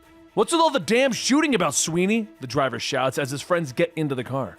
Idiot Rent-A-Cop caught the hero bug, Sweeney shouts as the car screeches away. But caltrops are dropped on the road, popping the tires, sending the criminals careening into a wall. They stumble out, guns at the ready, but the unseen assailants keep attacking, knocking each of the robbers out one by one until they are all down. Nice work, guys. They should stay in La La Land until the police get here, Leonardo tells his brothers from the shadows, looking down at their handiwork. We stopped those dudes like real crime fighters, Mikey laughs, and Donnie tells him that it isn't about being crime fighters. Donnie's right. It's about honing our skills, quick strikes, silence, discipline. We're rusty and we need to be in top form if we're gonna face the Foot, Leo tells him, and Mikey agrees, just letting his brothers know that it was cool. They leap off into the night, hoping to get back into the swing of things before Shredder knows that they are back in the city. Earlier, an armored car was attacked by a giant rhino. Rocksteady destroys the armored car while Bebop rips the guards free. While the mutants take care of the guards, the Dragon Gang members begin to steal the cash out of the back of the truck, and their leader, Hun, smiles while he watches. Hun now stands before Shredder, those bags of money at his feet as he reports what happened on their job. "It's all there if you want to count it," he finishes, but Shredder waves his hand. "That will not be necessary, Hun. You've already proven your word is trustworthy." Shredder tells the gang leader, motioning to Karai, telling Hun that he will be leaving the city for business and that she is in control of the Foot. "Her commands are my commands," he tells Hun before ordering the others to leave so that he may speak with the gang leader alone. He then stands before Hun, telling the man that he has proven his worthiness. "The time has come for us to speak at length about your son," Shredder tells him. Back over at their secret hideout, Casey Jones turns off the TV, telling April that he needs to leave and check in on Angel and find out the situation with the purple dragons. April nods, concern on her face, asking Casey if they can talk soon about what comes next: school, jobs, and money. As she begins to go into talking about college, Casey kind of pauses for a moment before telling her that he needs to leave. "We'll talk about it when I get back, I promise," he tells her as he leans in for a kiss, and Donnie and Leo come down the ladder with Casey saying hello as he quickly leaves the hideout. "That man was in a hurry," Leo comments quietly, and then they turn to April, who tells Leo that Master Splinter is waiting for him downstairs. After his brother leaves, Donnie helps April begin to pack up some of the destroyed tech that is lying around, and he asks her what's wrong, pointing out that she seems stressed. She sighs, confessing that she's been trying to talk to Casey about going back to school, but she's beginning to realize that that might not be what Casey wants. Donnie nods, explaining that it does hurt when you can see something bad coming and nobody wants to listen. And she knows exactly what Donatello is talking about. The Technodrome, huh? So what's the plan? How are you gonna stop it? Donnie nods, looking at the box and mostly destroyed tech. "Well, Professor Honeycutt sent us the schematics for a functional teleporter. That's a game changer when dealing with Krang. I'm going to need help from everyone, but it doesn't seem like anyone wants to listen now. But I know I'll get through to everyone eventually, just like you'll get through to Casey. He'll make the right choices, you'll see," Donnie tells her. And April nods, just hoping that Casey doesn't let his old life drag him down. Back over with Hun. He opens up the door to Sakara Bry, ignoring the regulars who try to have a chat with him. "Give me a club soda neat," he orders, leaning over the counter, speaking to Brooklyn the bartender. "I'm looking for my boy and that girl of yours," he tells him. But Brooklyn tells him that he hasn't seen Casey since Hun put him in the hospital, and Angel hasn't been around all day. Brooklyn starts to get mad, yelling at Hun. "You leave my Angel the hell out of it. She's got nothing to do with you and your stinking little gang anymore. Now get the hell out of my bar before I call the cops and have them toss you out," Brooklyn orders him, and Hun smiles, standing up, making to leave. But Brooklyn throws one more insult at him. "You know, I saw you in some low places, but I never thought I'd see the day you'd be working for a lowlife, the one who gutted your own boy." Brooklyn spits with images of Hun standing before Shredder as the man explains what happened to his son fill Hun's mind. Shredder explains that it was time to bring Casey into the Foot, but if the boy continues to stand in Shredder's way, there is nothing that he can do. "If you cannot do this, there is little time left for your son." Anger fills Hun as he whirls, grabbing Brooklyn by the neck, slamming him across the shelves behind the bar. The regulars begin to move in, but Hun orders them to back off. "No, you back off, Hun! My dad's got nothing to do with this. This is between you and me," Angel shouts, stepping out of the back room with a club in her hand. Hun smiles, throwing Brooklyn across the room, slamming him through a table. The regulars, Kid and Fergie, try to help, but Kid is thrown into a mirror behind the bar with Fergie being dropped in one punch. Angel steps between them, trying to stop Hun from doing more damage, but the man has a crazed look in his eyes, telling him that he'll only stop if she tells him where Casey Jones is. "Then I guess you're gonna have to find out the hard way, cause I ain't telling you nothing about your son. I do that, and you'll just hurt him again. You might have turned your back on him, Hun, but I never will," she tells him, readying her weapon. "You got it all wrong. I don't want to hurt Casey. I want to talk to him," Hun tells her. "Well, I'm right here, old man. Why don't you just step outside and we can talk?" Casey calls from the door, staring his father down. Back over at the hideout, Leo comes downstairs, finding his father meditating. He greets Splinter, who asks Leo to join him. "How was your training tonight?" he asks as Leo sits across from him. And Leo explains how things went, telling Splinter that he sent Raphael and Mikey on the task that Splinter asked them. "And you? What are you doing, my son?" Splinter asks him. Well, I'm adjusting, but I'm glad to be back, Leo tells his father, which brings a smile to his face as Splinter opens his eyes. A good time has come for us to consider our next moves. We haven't long before Shredder discovers our return, and we have much to discuss, he tells Leo. Outside of the bar, Hun explains to Casey what he's doing, how he's now good with Shredder in the Foot. What he wants is real simple. You quit the mutants and you join the Foot. Join me! And Shredder forgets about being ticked off at you. Casey pushes his dad's hand aside. Join the Foot? How stupid do you think I am? But Hun reaches for his son, explaining that it isn't about being smart or stupid. It's about keeping his head. You do what Shredder wants you to live. You don't do it, you die. There isn't nothing those green freaks can do to stop it from happening, he explains, and Casey turns from his father, telling him that there is no way that he is joining Shredder. He reaches for Casey's arm, ordering him to not walk away from him, and Casey pulls away, telling his father that he doesn't want to be that guy anymore. Actual sadness seems to play over Hun's face. This ain't what I want. I was fighting like this. I'm better now, clear enough to realize that asking you to join is too much. You're your own man now, I get it, Hun tells him, but he explains that Casey has to stop being so stubborn, and he offers him cash, telling him to get out of the city. He'll tell Shredder that he's dead. Maybe it'll be enough to save your life. Maybe I can finally do right by you, he explains, but Casey stops not sure, telling him that he has his friends, and Hun explains that they ain't worth squat if he's dead. So Casey looks at his father, asking if he would flee with him. No, kid, that ain't happening, Hun tells him, letting him know that this is who he's supposed to be. I ain't going nowhere. Casey nods, telling his father then neither is he. Before this is over, we'll find out who's the real man, I promise you that. But let's be honest, what kind of a man chooses a scumbag like Shredder over his son? I'll be seeing you, Dad. He tells him as he walks away. Outside, Hun is leaning against the alley wall. He stares down at a picture of his son and him, crumpling it up and tossing it to the ground, walking away into the night. Elsewhere, April gets off the phone with her parents as Donnie continues to load boxes into the van. Heads up, April! Someone's coming! He warns as footsteps are approaching and they peek around the van to find Casey and Angel walking towards them. Oh, hey, Casey! April greets and Casey jumps, pulling out a baseball bat from his bag prepared to swing. It's Angel that stops him and AC calms, apologizing to April. Sorry, I'm a little edgy, I guess. He tells her and she tries to talk to Casey, but he doesn't seem to be in the mood to share. So Angel begins to rummage through the boxes, noticing some of the tech that Harold made for them. Donnie explains that they were going to head over to Harold's place, and April offered to let them come. Angel shrugs, admitting that they don't have anywhere else to go. Nah, you guys go ahead, I could use some air, Casey tells them, heading off into the park. April looks concerned as her boyfriend walks away, but Angel offers to fill her in on the drive to Harold's.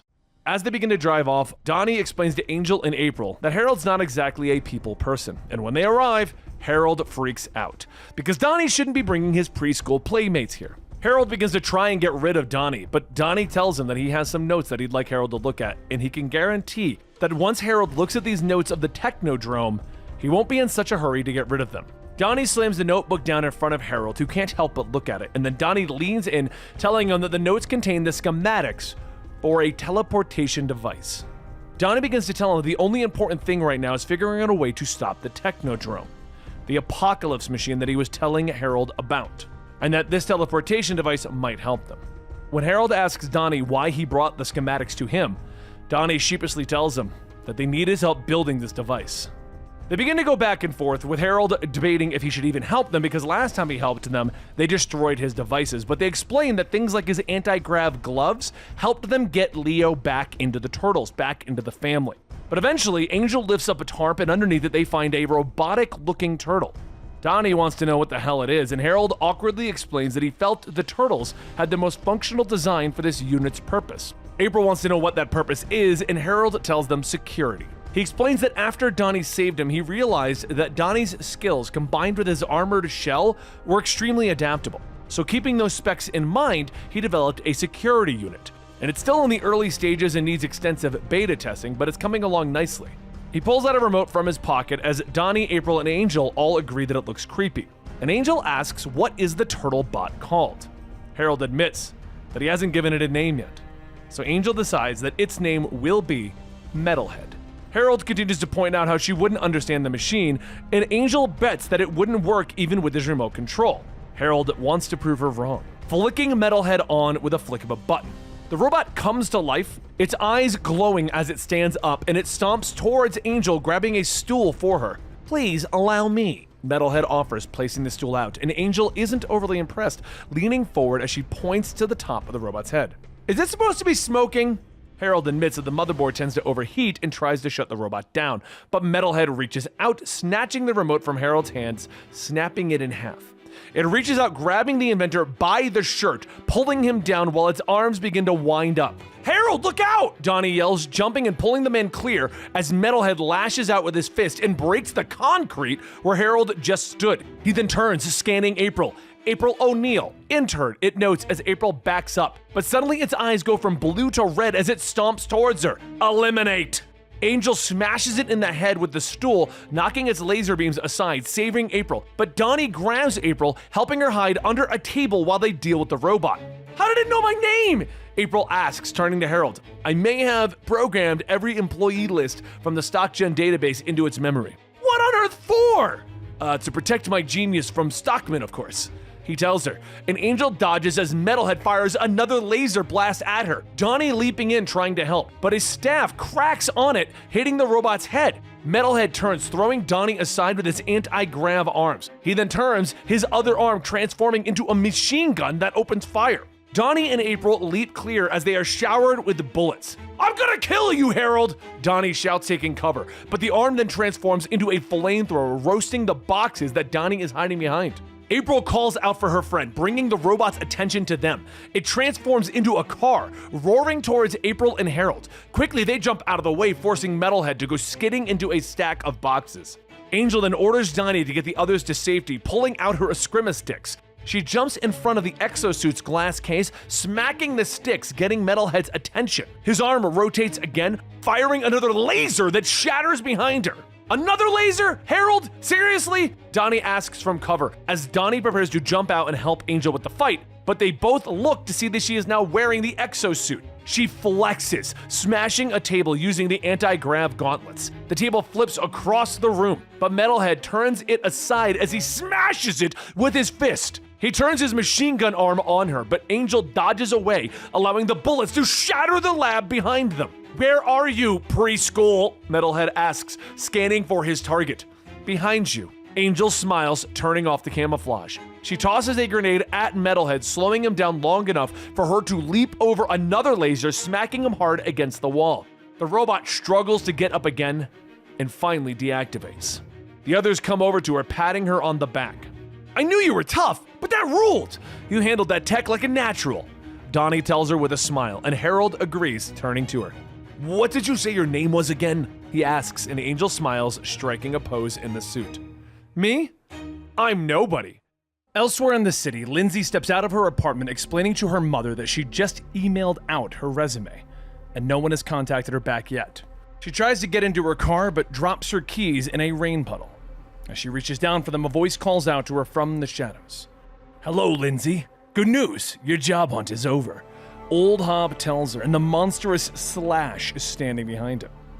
Elsewhere, Casey is standing over the gravestone of his mother, memories flooding through his mind of her telling him that he is her hero as she stares at his college hockey scholarship. "You're going to be the first to go to college, and I couldn't be more proud of you." Casey looks down at her gravestone, sadness in his voice. "I'm sorry, Mom. I'm so sorry," he whispers. "Oh, boo-hoo. Cry me a river." A voice calls out from behind him, and Casey turns to see his father standing there, flanked by the other members of the Purple Dragons. "How did you find me?" Casey asks. "Wasn't hard. This is where you always go when you want to feel sorry for yourself." He smiles. Meanwhile, Raph and Mikey pulled themselves through the window of Old Hob's apartment building. "Let's make this quick. I don't want to be in this dump any longer than we have to," Raph tells his brother for the gazillionth time. Mikey knocks on the door, letting Hob and Slash know that they brought gifts. The door explodes outward, showering the brothers in splinters of wood. "Mikey!" Slash yells in happiness. "Hey, big guy! With pizza, just like I promised! Candy's got nothing what's in this box," Mikey tells his giant friend, and Old Hob walks out, inspecting the damage that Slash has done to their door. "Damn it, Slash! I told you not to open the door for anyone!" Meanwhile, Mikey is holding out the boxes, and Slash takes a sniff. "Pizza?" he whispers. Raph pushes past the old cat, stepping into the dark apartment. What's wrong, furball? Got something to hide in here that you don't want us to see? Raph snaps, but stops short as he steps inside, because before him, Lindsay is tied to a chair while a mutated pigeon is standing there with a pistol in his hands. Hi, I'm Pete! The pigeon greets them. Come on, Slash! We got some serious scarfing to do, Mikey says, stepping into the apartment behind Raph, but he stops short when he sees the pigeon holding the gun to Lindsay. Hi, I'm Pete! The pigeon greets. Slash leans down, putting his hand on Mikey's shoulder. Look, new friends, he whispers with a smile. Hun, meanwhile, looks at his son, pointing out that it's convenient that he's in a graveyard. Guess you're done playing the nice guy, huh? Casey asks, and Hun smiles, shaking his head and telling his son, that was no act. I made you a fair offer and you passed. Now you're as dead to me as your mom, Hun tells his son, and Casey nods, pulling out his hockey stick from his bag and pulling on his mask. Come on, kid, you can't seriously think you could take us, Hun asks, but Casey just pulls the mask down, telling his father, you're a coward. That'll do anything to make good with Shredder. So, Hun, we gonna do this or not? Casey asks, and Hun nods, ordering his men to attack. Batter up! Casey shouts, swinging his hockey stick, breaking it over the face of the first guy to jump in. He twists, slashing the broken stick across the head of the next goon before a punch cracks him in the jaw, knocking his mask away. Another thug kicks him hard, sending the youth sprawling. But Casey struggles to his feet, spitting out the blood. You wimps ain't ready to give up yet? That's cool, cause neither am I, he shouts, pulling out 2 baseball bats and jumping back into the fight as the purple dragons surround him. Back at Old Hobbs' apartment, Mikey puts the pizza down as Raph pulls out his size. Who's the lady? And who's the bird with the gun? Hi, I'm Pete! Pete introduces himself. Old Hob pulls the pistol from Pete's hand, worried that he's going to blow his own head off. He then stands in front of them, telling them that Lindsay Baker is a scientist with StockGen. And the imbecile with feathers is Pete, Pigeon Pete. Hi, I'm Pete! Pete begins to introduce himself again, but Hob interrupts. Zip it, stupid! They figured that out already. Raph begins to get angry, demanding to know what Hob was thinking by kidnapping a StockGen scientist. The future. Hob explains, telling them that he knows that they're here to talk about building a mutant army. He tells them that he took the mutagen that Splinter provided him with and tried experimenting. Thus, he created Pigeon Pete. Takes a real scientist to make it work. Someone who has plenty of experience poking and prodding animals. Someone like Lindsay here. He tells them that he didn't kidnap her. This was a job interview. I was just about to get to the salary when you two barged in. So that's why you tied her up then, huh? Raph asks, pointing with his sigh. I just wanted her undivided attention, that's all, no biggie. Hob explains, and Raph cuts the woman free, asking if she's okay. Yeah, just give me a minute to get my bearings, she gasps, pulling the tape from her mouth, and Hob looks at her, telling her to use the time to decide on his offer. Just remember, this could be very good for you or very bad, depending on what you decide. He growls, and Mikey steps in, telling him, what you're doing is wrong. Hob disagrees, believing that they need an army to help protect the mutants against the likes of Shredder and Stockman. We all know that armies are for hurting and killing, Mikey argues, but Hob believes that an army could help protect mutants like Slash. Pizza good, Slash declares with a smile. Maybe the kidnapping was a little extreme, I'll admit it, but our guest isn't innocent. Far from it. Hobbs tells them, reaching into a drawer, pulling out a syringe of blood. I know that this'll snap her out of her poor me act real quick. A little piece of Splinter that our ex-boss had me hunt down not long ago. Hobbs says, showing her the vial. My God, you actually got some. Lindsay whispers, taking the syringe, staring at the contents. Over in the cemetery, though, one of the gang members holds up a bleeding Casey, yelling for his brother to hit him with a crowbar. Stop it! I'll take it from here! Hun orders, walking across the cold grass, lifting Casey up, telling the young man that none of this was necessary. Hun cocks back his fist, preparing to end the fight, when suddenly a taser dart sails out, stabbing into his meaty arm. Jolts begin to leap through Hun's body, forcing him to drop Casey as he spasms. Nobody deactivates her cloak, revealing herself amongst the gang members. She turns, using the anti-grav gloves to throw the other gang members into a tomb, knocking them out. Come on, Casey, we got a boogie! Angel tells him, reaching down to help him back to his feet, but Hun struggles to his feet, yelling in a rage. Harold begins to talk to Angel over her radio. That suit is not ready for battle testing! Get out of there, nobody! You are dead! Hun hisses, crossing the ground between them, but Angel opens up with her laser, cutting through the tombs. The gravestone tumbles towards Hun, so he turns, shattering it with his immense fist. When he turns back, both Casey and Angel are gone. Back over at Hobbs' apartment, Lindsay is questioning where he managed to get Splinter's blood, and he tells her that he held onto it for quite a while, that he wants her to use it on Pigeon Pete to fix his mutation. She explains that the only mutant that this will work on is Slash, since he is the one who was created in a controlled environment. No, I ain't letting you stick that into Slash. You humans already messed him up enough. I've got more saved than what's in that needle. We'll just start fresh and find something else for you to do your voodoo testing on.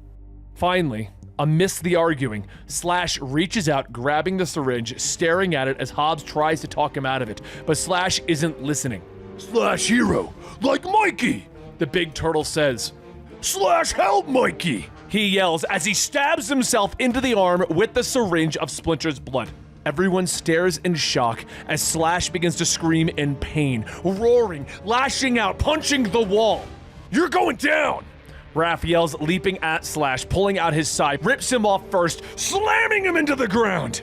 Hobb demands to know what's wrong with him and how to stop Slash's rampage, but Lindsay doesn't know. They always used tasers before. Hobbs grabs the taser rifle, trying to get to Slash to stop him before he kills Raph. Suddenly, Slash slows, becoming more clear. Mikey, what happened? My head, it feels so strange, he asks, his words making perfect sense. Everyone stares at the big turtle, shocked. I feel different. There was all of this terrible pain, but now everything is clear, Slash tells him, looking around the room. It's all right, everyone. I'm okay now. You can lower your gun, Hobb. I won't hurt anyone. Hobb looks at Lindsay, telling her that she got the proof that the blood works. Yeah, but where do we go from here? Raph asks, looking at Mikey next to the giant turtle. Meanwhile, over in their secret lair, Leo and Master Splinter continue to meditate, unknown to them, beady eyes watching from the shadows. Splinter opens his eyes. It is decided. We will strike first against the foot, with all available resources at our disposal. And the Technodrome? Leo asks. Will be our next priority, but Sakai's destruction must come to an end. Do you agree? Splinter asks his son. Leo both agrees and disagrees. He knows that Shredder is a threat, but agrees with Donnie that Krang won't wait for them to defeat the Foot before activating the Technodrome. Splinter sighs, getting to his feet. Come, Leonardo. I would like to stretch my sore muscles, the rat says to his son, and they walk down the tunnels into the shadows. Leo holding onto his flashlight, leading the way. When suddenly the light goes out and Splinter and Leonardo are plunged into darkness. My son, I cannot move. Are you there, Leonardo? Splinter calls out. You waste your breath, rat. Your child will not answer. Who is speaking? I've gone by many names. I have forgotten all of them. You may call me the Rat King. The voice says as the light returns, revealing a pale man sitting on a broken throne, surrounded by rats. Welcome home. He smiles, and the Rat King stands inspecting the two creatures. I've never seen anything quite like you, and I've seen much in my time. The Rat King explains that there were smaller versions of Splinter, that he and his son are now in the Rat King's care. In my thrall, one might say. Holding up a rat and dropping it into his mouth. The king walks over to Leo, leaning down to inspect the turtle. This child reeks of my sister's handiwork, he says with a smile, and the king turns back to Splinter, explaining that they are in his home, a thin place, a place between the worlds. Neither here nor there. Why have you brought us here? Splinter demands, and the king sits back in his throne, smiling. For that answer, a history lesson is in order. The king explains that he comes from a distant past where mankind was in its infancy. His family, mighty beings, competed to rule the world, a world sadly lost to memory. But the king, like his brethren, continued on, remaining hidden from the world. He used his powers sparingly, but always in anticipation of the great game to come, when my family and I would again compete for the throne of the world, a world once more ready for the extraordinary. Splinter, still trapped, glares at the king. What does this have to do with us? he asks, and the king leans back, waving his hand as if the question is pointless. Oh, nothing. Everything. That will be for those like me, your masters, to decide in time. The world is our chessboard. Every chessboard requires pawns, and the pawns can be saved or sacrificed. Tonight, my pawn. It is my whim to find out how strong you are. The rats all begin to crawl around them, and in a matter of moments, both Leo and Splinter disappear amongst the writhing beasts. As Splinter opens up his eyes, he sees standing before him Leonardo in his Foot Clan outfit. What have you done to him? Splinter demands, turning back to the Rat King, who continues to speak in rhymes and riddles. The king speaks of Splinter's failure to protect his sons, and Leo draws his sword. He's right. You failed to protect us over and over again. Talk, talk, talk. That's all you do. That's all you're good for. Nothing but empty words and false promises, and I'm sick and tired of it. Leo hisses, swinging his weapon, bringing it to Splinter's throat. Stop, my son. I am not your enemy. Splinter whispers, holding his hands up, and Leo moves in to strike, but Splinter dodges to the side, moving towards his son, putting his hand on the warrior's shoulder. My failure to destroy Oroku Saki is to blame for all that has passed, and for all that is to come, but I will act now, I promise. I will destroy all of our enemies before they destroy us. My son, I am so sorry. The Rat King looks on. Though I find your melodrama grating, I admire your single-minded desire to protect your children, Rat. A very useful trait indeed. So the father's move is finished. Time for the son's turn. The Rat King smiles, and Leo opens up his eyes, shocked to discover a massive Splinter sitting before him. Mewling brat. Always so weak, always so afraid. Splinter hisses, and Leo backs away, drawing one of his weapons. Whatever you are, I know you're not my father, and I will defend myself. Leo tells the vision of Splinter, who attacks, and Leo dodges to the side, slashing his father across the arm.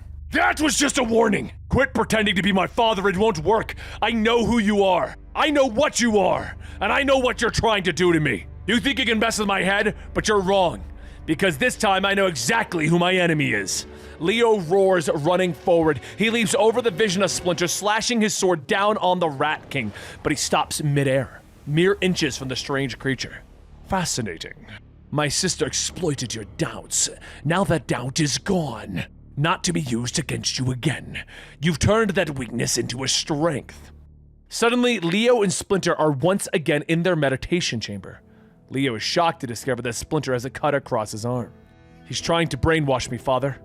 And he did not, Splinter confirms. Indeed, you are like no creatures I have encountered before. A rat who is a man and a father, and a turtle who is a child becomes a man, more knight than pawn. The game of the world has just begun, and my opponents have already made their first moves.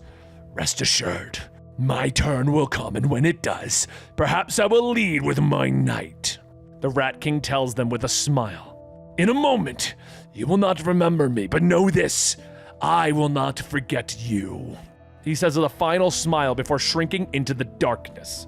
Leo and Splinter look at where the strange man stood, and finally Leo looks down at the sword in his hand.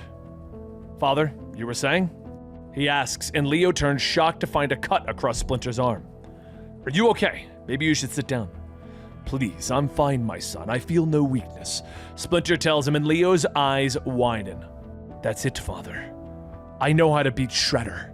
Meanwhile, a helicopter lands atop a ship in the middle of the ocean. Shredder steps out, flanked by his ninjas. Shredder, I presume?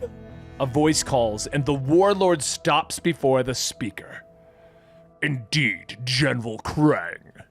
Somewhere in the Atlantic, aboard the luxury yacht of Krang, Shredder stands before the extra-dimensional being, the alien questioning why Shredder would ask for a meeting, but motioning him to the bridge. I'm curious. What could you possibly offer me? Krang asks as they both have a seat. But Shredder shakes his head, instead offering the foot as a means of protection on Burnow Island, the place where Krang has been building the Technodrome. Krang pauses as he looks at the ninja master, then breaks out laughing. You would actually call a meeting on my ship? Take up my valuable time. just to talk about my property? Krang asks, offering the chance for Shredder to explain himself before he is killed. And Shredder nods, telling Krang how he has become aware of the new technologies that he is creating in the Technodrome, and how he has already used the ooze to create fascinating hybrids. Krang explains that his ooze is closely guarded, and that he has already set plans into motion that will allow him to become the sole ruler of the planet. You actually believe that you can rule this world? You must realize this planet will never accept an alien as its leader, no matter what your grand plan of conquest may be, Shredder tells him, offering himself and the Foot Clan as allies. We will offer humanity a leadership that they will respect and understand, and we can provide protection your people will require in this new world, he says, but Krang finally stands. Well, you sold yourself on your little delusion, Shredder. This is where my patience reaches its end, I'm afraid. Standing up, he lashes out quickly, punching a hole through Shredder's chest. The clan leader's eyes widen in shock before he falls to the table, the rest of his soldiers raising their weapons, asking what to do with the Foot Clan ninjas. Send them to join their departed leader, Krang says as he waves his hand, pulling Shredder's helmet off. One of the ninjas speak, and Krang looks in shock at Shredder's voice. No need, General, Shredder says, holding up a detonator. The helmet begins to beep, and Shredder, as one of the ninjas, turns running to the bridge as it explodes behind him, his decoy now dead. He leaps onto the deck, ordering his men to ready the helicopter. But Krang steps out of the smoke of the bridge, firing a missile from his wrist cannon. The helicopter explodes, showering Shredder with debris that tears through his uniform. He stands up, drawing his sword as he turns back to Krang and his soldiers. As you Earthlings would say, you should never bring a knife to a gunfight, Krang calls out to his soldiers as they raise their weapons, but Shredder smiles. Really, General, you of all people should know. Every good tactician retains options in a battle. Prepare to meet mine. Bludgeon, Koya, come to me, he says with a smile, and from the ocean leaps a massive mutated shark. From the skies, a mutated hawk plummets into the soldiers of Krang, and the mutants tear through Krang's forces. Krang orders his men to fight back, turning once more to Shredder. Come, General. It appears that we have business yet, Shredder says with a smile as he motions Krang forward. You're a dead man! The alien snarls, and the two villains leap at each other, colliding in battle. Bludgeon and Koya continue to cut through the alien soldiers as the two leaders are fighting it out. Krang knocking Shredder away, launching a barrage of missiles at him that the ninja manages to avoid. Shredder moving forward, ducking underneath another punch and jamming his sword into the joint on Krang's armor. He twists away, drawing his secondary sword as Krang roars in anger, rushing at him. Bludgeon continues to attack, but turns as he realizes the boat is sinking. He motions to Koya, pointing to where Krang and Shredder are fighting. Shredder ducks another attack, slicing through Krang's leg, bringing him down, moving to make a killing strike as the general prepares to shoot his cannon again. But he is suddenly scooped up by Koya and taken into the air. I'm sorry, Master, but this battle is through, Koya tells him, and below them, Bludgeon has already leaped back into the waters below, with Krang's ship quickly sinking as the rest of the soldiers move to rescue him. Shredder, damn you! Krang bellows into the sky, the two mutants quickly escaping with their master. I hope I didn't harm you when I pulled you from the battle, Koya calls out, but Shredder shakes his head, explaining to Koya that she did what was necessary. Does this mean that we are at war with General Krang, Master? Bludgeon asks as he pokes his head out of the waters. Shredder nods. In truth, we always were, Shredder says as they fly back towards land. Meanwhile, back in New York, the Turtles return to their secret lair after a night of exercises and drills with Master Splinter. But as they click on the lights to their den, they're shocked to discover Slash is waiting for them. Hey guys, the big snapping turtle says, not scared of the brothers or their weapons. The brothers aren't happy, with Donnie asking how Slash managed to get in without tripping their security. Oh, I came in through the waterway below. I disabled the alarms as I worked my way inside, he says with a shrug as he stands, and Donnie rushes to his computer, shocked to discover that Slash is telling them the truth. Is it just me, or is smart Slash scarier than dumb Slash? Donnie whispers to Leo, and Slash greets Mikey, his friend, before turning back to Master Splinter. Hobbs sent me to invite you to our home, Splinter. There's something important that he wants you to see. The others don't believe Slash, wondering if he's trying to lead Splinter into a trap. But their father waves off their concerns, explaining that he made a promise to Hob. Thanks for the message, Slash. Please let Hob know we'll be there soon. We've got some things to discuss as a family first, Leo tells him, and Slash nods with Mikey helping him out. Meanwhile, across the city, Angel elbows a goon in the face, avoiding his gunfire in her Nobody exosuit. Little busy, Harold, she says in the comms as Harold continues to complain about the turtles. Call signs, not names! How many times do I have to tell you? He shouts to her, and she sighs as she ducks under another attack, using her suit's grappling hook to snag a bat out of one of the goon's hands. Oh yeah, I forgot. She kicks another goon away and uses the suit's laser cannon to slam the last into a garbage dumpster. Sweet dreams, she says with a smile. She turns to walk away, but another of the goons begins to get back up, raising his pistol. But something flies from the shadows, slamming into the goon's face and dropping him. Harold gets on the comms again, asking if she's okay. I'm good, but who the hell was that? Did the cameras catch anything? She asks. But Harold isn't sure and tells her that she needs to return to the base so that he can check on the Nobody suit. She moves off into the night, confused, unaware that Alopex is currently watching her from the rooftops. Back over in the Turtles' base, the brothers are discussing what they should do about Hob, with Splinter explaining to him that he promised to help Hob with his mutant army for his assistance in rescuing Leonardo from the Foot Clan. And it worked. So why the hell are we still wasting time with Hob? Donatello asks, but Splinter explains that Shredder is still a threat.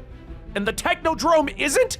Donnie asks, once again mentioning the threat of Krang, the interdimensional alien. Leo agrees with him, but sides with Splinter on dealing with Shredder first.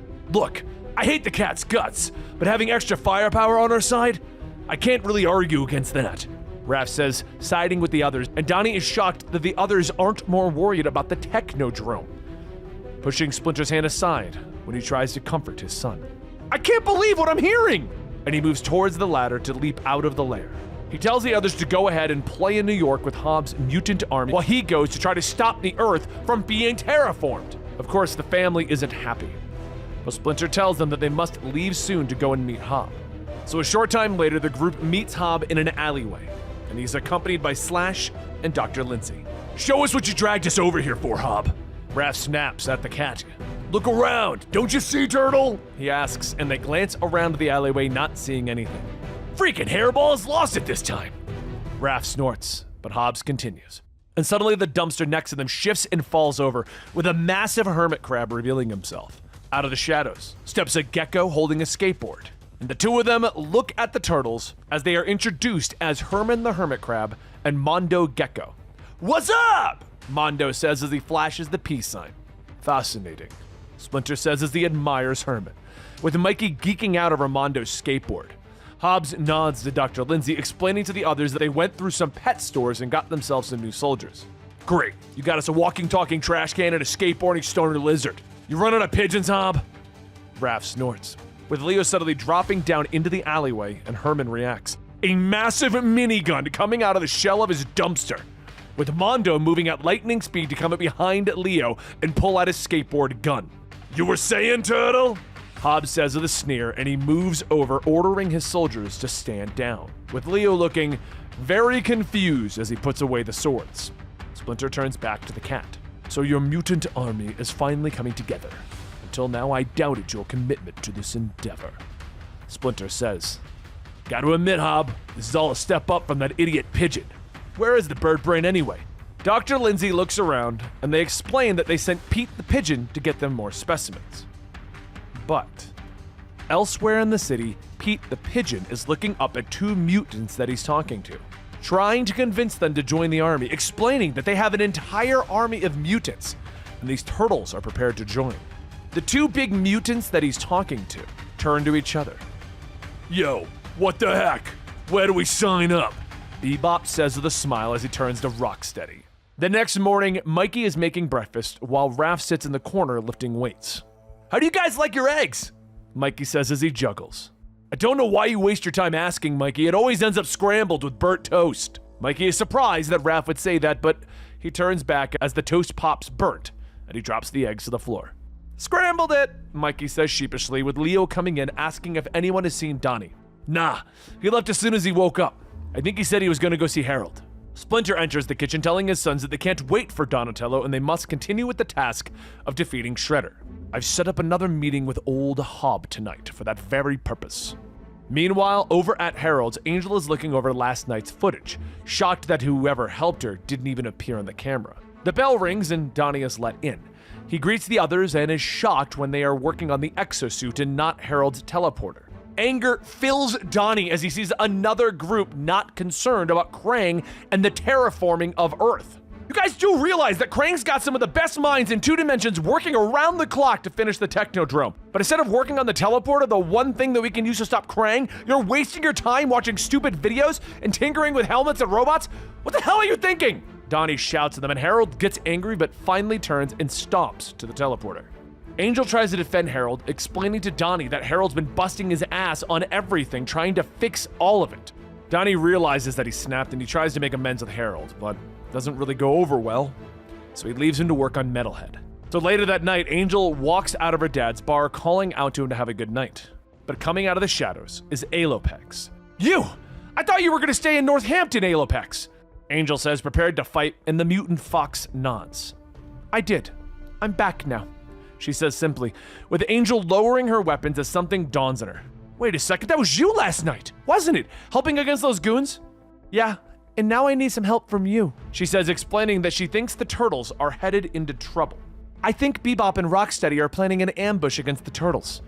They're going to need help, and there's no way I can do it alone, she says, and Angel interrupts her, explaining that the turtles are family, and that she's in. The two shake hands, beginning their preparations. Elsewhere, the Turtles and Splinter meet up with old Hob again. Hobbs wants to know what's going on, and Splinter explains that they need to discuss how they're going to handle Shredder. That it's time to push this army against them. But at that moment, they hear somebody coming around the corner. Pete the Pigeon. Hey everyone, I brought friends, he says with pure joy and happiness as Bebop and Rocksteady follow him around the corner. Looks like we're crashing the right Fiesta, Rock, Bebop says with a laugh. You gotta be kidding me. Raph grumbles, and the turtles pull out their weapons as Hobbs moves forward, trying to shout at Pete.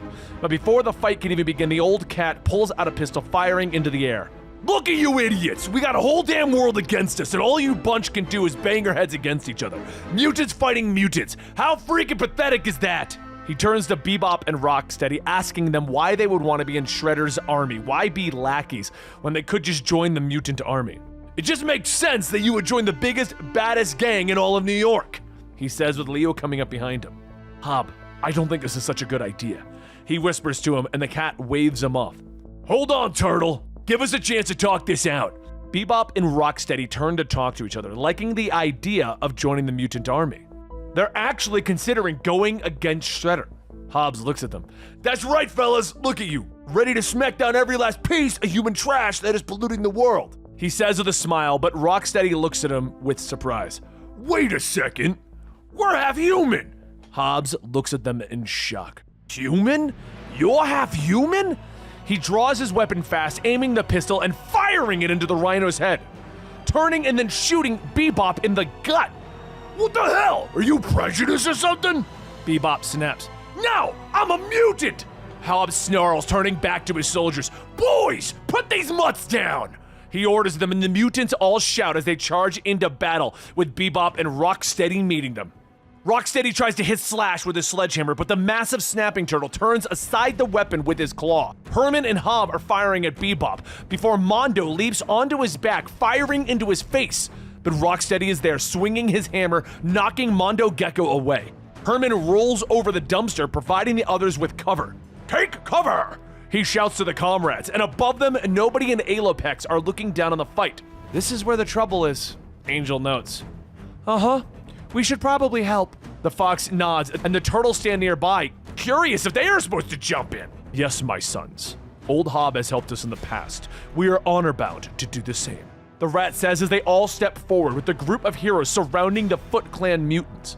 Back over at Harold's, the old genius turns to Donnie asking him if he's planning on going and helping his family. But Donnie doesn't even look up from his work on Metalhead. "No, I have more important things to do," he says simply. Back at the fight, Rocksteady slams his hammer down, forcing Mikey and Leo to jump back. Raph steps in front of Bebop, blocking his chainsaw with his sign. But Rocksteady moves forward using his horn to toss a car at Michelangelo. Slash is there though, using his body to block the blow, stumbling to the ground. "Hey, big guy, are you alright?" Mikey asks as he moves to his downed friend. They heard Slash! Make these freaks pay! Hobbs shouts at Herman and the crab nods. Roger that! A rocket launcher pops out of the side of his dumpster and begins to open fire. The explosions slam into Bebop and Rocksteady, tossing the pair into a nearby building. "Quick, while they're down!" Leo shouts and he leaps in with his blades, slashing into the arm of the already recovering Rocksteady. What do you mean down? He asks as he kicks out, knocking Leonardo away. We were just resting! He jokes and Bebop gets up, grabbing a brick and throwing it at Splinter. Raph leaps forward, knocking Splinter out of the way at the last second, with Rocksteady getting ready to use his hammer again. But Mikey leaps up, grabbing the hammer. "Hurry! I got his hammer!" He shouts, and the Rhino swings him around, tossing the turtle into Leonardo. Raphael then moves over to his brothers, making sure that they're okay, and Rocksteady chuckles as he stomps down. Watch the others, Bebop! I'll take care of this last green dweeb before he runs away! He laughs, and Raph doesn't run, turning to the massive Rhino, raising a sigh. Who's running? He asks. But Alopex is there, leaping onto Rocksteady's head, slashing at him with her claws. Rabies! Rabies! He shouts out, and Bebop rushes to his friend's aid, raising his chainsaw over his head. But a blast from Angel's cannon takes out the weapon. "Hey, Alopex! Raph! I got this, porker!" She says as she launches her grappling hook, the hook slipping into Bebop's nose, and she begins to drag him forward, grabbing him by the throat and using her taser gauntlets. "Please, stop! Don't you know I'm ticklish?" Bebop says with a laugh, reaching out, grabbing her by the arm, and throwing her into the air. Angel sails through the air, but manages to land easily on a nearby rooftop. "Damn it!" she snaps. Rocksteady has both Raph and Alopex in his grasp now, turning and throwing both mutants into the air, slamming them into the rooftop pigeon coop, causing them to fall to the ground. Both tangled up within the chicken wire and close to one another. So, this is, Yeah, awkward, Alopex says with an embarrassed smile. But back over with the battle, Herman continues to battle, with the massive mutants trying to rip apart his dumpster. Hob moves in to join with the fight, but Splinter orders Mondo to stay back as he looks up at a nearby electrical transformer and the puddles around Bebop and Rocksteady. "I think a more indirect approach is required for these two. We must draw attention to you," he says to the Gecko, and Mondo nods. "Got it, dude! You know, you got a serious sneak streak in you, Gramps."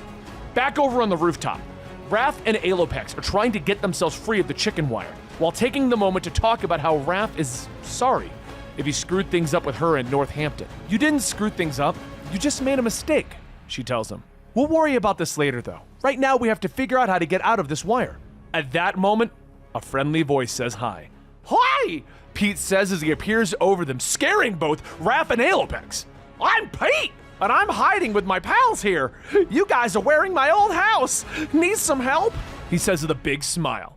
Down below, though, Hob is slammed into the wall and stunned, with Rocksteady lifting him up, preparing to deliver the killing blow.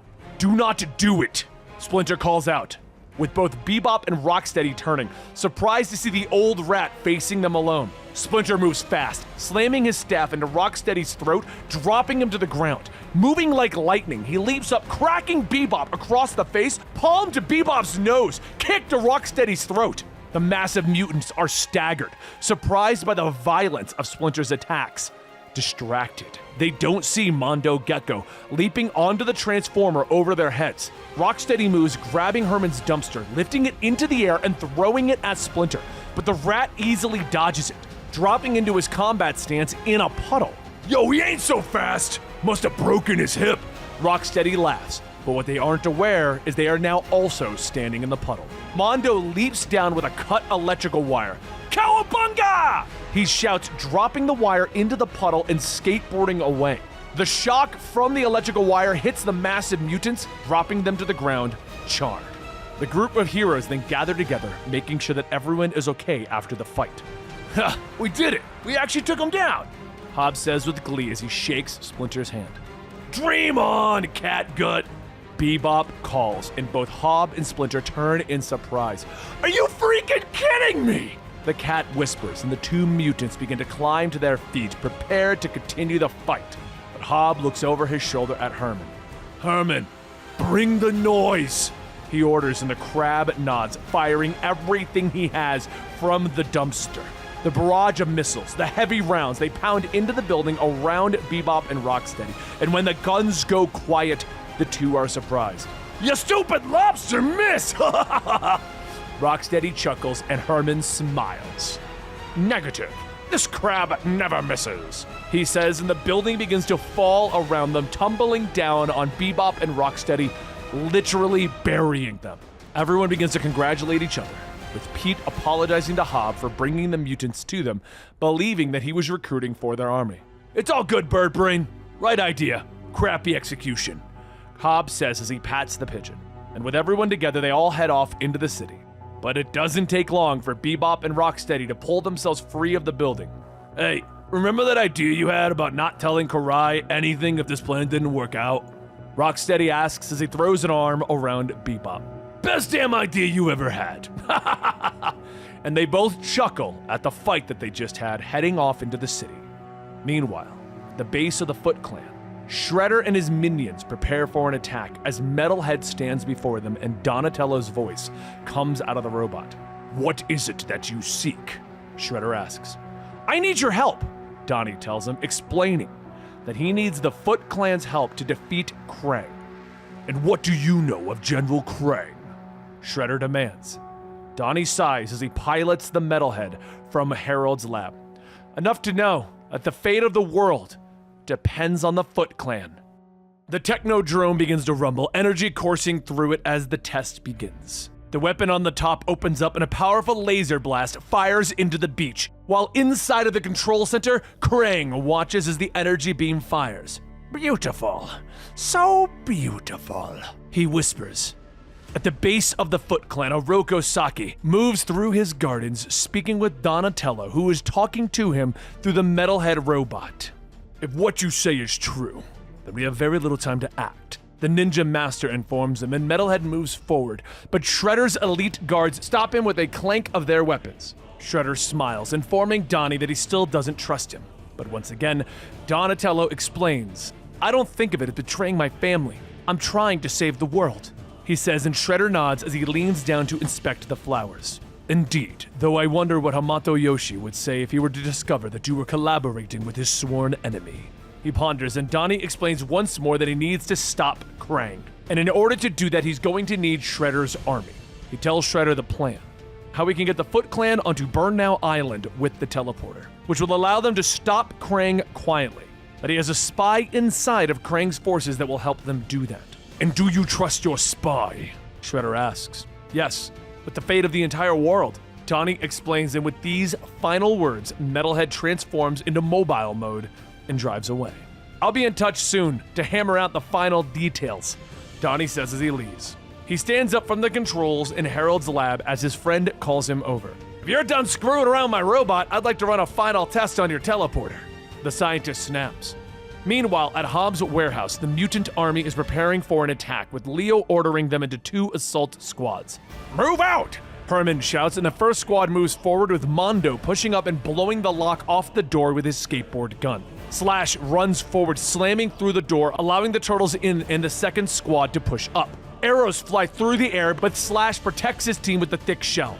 The second squad moves through the next door, with the turtles quickly dodging through another set of traps. A hidden machine gun opening fire on them, but Leo orders Mikey to throw down some smoke. The turtles charge through the swirling smoke, taking out the machine guns with their weapons. Now that's what I'm talking about! Hobbs shouts, proud of the work that the teams have been doing. Yes, the improvement that we have seen recently is quite impressive. Splinter agrees, and Hobbs checks his gear, aware that the Foot won't be using rubber bullets or blunt arrows, but he believes that they are ready for the assault. And Leo asks to speak with Splinter in a private family meeting first. Wait, I thought we were all family now, Hob asks, but Raph looks over his shoulder. Nah, flea biter, we're all just mutants here. Family's a whole different kind of thing, he tells him. Meanwhile, over at April O'Neil's family's antique store, April and Casey are talking, with April being proud of Casey for helping her family around the shop. He waves her off, explaining that he's been enjoying the work and that he's glad that they have taken him in. But April has to get to class, telling Casey that she has seen Dr. Miller around campus, the one that sided with the Foot against them and used the magic book. She thinks that he might know something and plans to confront him. So after a quick goodbye kiss, she heads out the door. Casey smiles as he watches her go, looking around the shop, seeing as he has more work to do. All right, Jones, the maintenance stuff is done for the day, he says to himself as he reaches beneath the counter, pulling out a mask and a bag of sports weapons. Time for a little site security. Meanwhile, back at the lab, Donnie pops back through the portal with Harold looking at him in shock. So? The scientist finally asks. I brought you a souvenir, and it's raining in Paris. We did it, Harold! Donnie says, handing Harold a statue of the Eiffel Tower and taking off his soaking hat. Harold tries to hide his happiness, pointing out that they need to make minor adjustments, but that's when Donnie heads out the door. He can't help but smile and poke at the Eiffel Tower. Meanwhile, back at the Foot Clan headquarters, Shredder is sitting upon his throne, commanding his soldiers to prepare for the attack, ordering the main assault to be led by himself, Bludgeoned, and Kuyo, while Karai stands back and guards the fortress. As for Bebop and Rocksteady, I have a special mission for them to attend to, he says before dismissing everyone. And as the others file out of the room, Karai steps up to her grandfather, questioning whether it is wise to ally themselves with the Turtles. His sudden willingness to work with you does not ring true to me, she says, and Shredder nods. As it should not, granddaughter. I believe that we are simply the enemy of the Turtles at the moment. But he explains that he is merely using this to his own advantage as well. Meanwhile, back at Burnow Island, Honeycutt is speaking with Stockman, and the two of them are scheming about how they can stop Krang, with Stockman more interested in saving himself. While he isn't sure if he can fully trust Stockman, Honeycutt admits that he has no choice and must explain to him the plan. You must promise me your utmost cooperation and confidentiality. Our very existence depends on it, Honeycutt says, and Stockman nods. And my very existence is of the utmost importance to me. You have my word, he says as he reaches out, shaking the robot's hand. Down on the beach, Krang now slides across the shore, able to breathe freely without the aid of his armor. He's giddy, speaking to his father, explaining that he has now created a new Ultra Minion. So beautiful, he whispers as his armor lifts him into the air and he commands the command center. We will go live tomorrow, he shouts with happiness. Back at Hobbs' warehouse, the mutant army is preparing for their attack on Shredder, but the Turtles step forward, explaining that they won't be going with them. Not going? What the hell are you talking about, Turtles? Hobbs snaps. You heard him, Furball. We got other things we gotta handle. Raph snaps back, and Splinter steps in, explaining that Hobb has no need to worry, that Splinter will fulfill his agreement and go with the assault team. But as my sons have already said, their mission is somewhere else this day, he says, and the brothers step aside with Splinter, telling him how they're worried about him going alone with Hobbs. It is wise to be concerned. We have many dangers yet in front of us, but we have all prepared diligently for this, and your brother's plan is not only brilliant, but noble as well, Splinter says, putting his paw on Leo. Thank you, Father. And the brothers bow to their master and father before walking out of the room. Hobbs steps up to Splinter, unhappy with this turn of events. You realize this little romp's gonna be a hell of a lot harder without their help, he hisses. You would be correct, old Hobb, if it were true that my sons are no longer helping us, Splinter says sagely. Back at Burnow Island, Krang is already celebrating the success of the Technodrome and what it will do to Earth. The fact that it will terraform the entire planet and kill all living beings. But Stockman interrupts him with Honeycutt by his side. We need to have a word with you, Will. Fugitoid. He's listening. Tell him. Stockman tells him, motioning Honeycutt forward, and the robot stammers for a moment before revealing his secret to Krang. I have intelligence stating that Shredder and the Foot Clan are preparing to attack today. What did you say? Krang shouts, anger welling up within him as he grabs Honeycutt by the throat. And you know how! He snaps, but Honeycutt won't tell him, merely stating that he has spies on the outside. But Stockman steps forward, reminding Krang that they can't activate the Technodrome without Fugitoid. And my expertise will be useless if Shredder isn't stopped! Honeycutt stammers, and Krang releases the robot, turning to Captain Trag and ordering him to prepare his troops for the assault. But that's when Stockman steps up, informing Krang that Shredder isn't the only issue, and Honeycutt turns to him in surprise. surprised that Stockman has betrayed him so quickly. Stockman merely smiles and informs Krang that the mutant turtles are also going to be with Shredder during that assault. Shredder and those damned turtles together? How convenient. How does the Earth saying go? 2 birds, 1 stone, Krang says, his tentacles swaying as he ponders the future. And he turns to his guards, ordering them to imprison Stockman and Honeycutt until the battle is over. Meanwhile, the 3 brothers have arrived at Harold's lab, greeting Donnie and learning that Harold is in a safe location piloting Metalhead so that he can help. I was starting to worry that you guys weren't gonna make it, Donnie tells them, asking how things went with Splinter and Hob. Hob definitely wasn't happy, but he'll live, Leo tells him, and Donnie steps up to the teleporter controls, explaining to his brothers that he can't go with them. He needs to stay behind and run the operation. After everything you did to make this happen? Leo asks, and the others try to argue, but Harold interrupts them and explains that it is time for them to leave. The teleporter is activated, and the 3 brothers move towards it, but Donnie stops them. Just one thing I want you all to know. I really love you guys, he says, and they all nod. Us too, bro, Leo says as they all disappear, and Donnie watches the spot where they were. Why didn't you tell them? Harold asks, but Donnie shakes his head. We've got enough to worry about, Harold, he says quietly. But that's when there's a knock at the lab door and Metalhead opens it up, revealing Shredder and his foot soldiers. Shredder moves through the lab, admiring the work, stopping in front of the screen with Harold, questioning who is he. Just someone who's gonna help me get you to Burnow Island. Are you ready? Donnie asks as he steps up to the controls, and Shredder nods. I am. And as per our agreement, I'm leaving behind some of my party to ensure that there will be no treachery on your part while we are away, he says, motioning to Bebop and Rocksteady. That's right, dweeb. We got us a special mission. Rocksteady chuckles, and Donnie activates the portal, allowing Shredder's forces to step through. As Shredder moves to join them, he looks back at Donnie. Remember Donatello. Betrayal is death. He warns and disappears. Ha! Death! Bebop laughs. But meanwhile, earlier, Splinter meets in private with his sons, with Leo explaining the real plan to his father.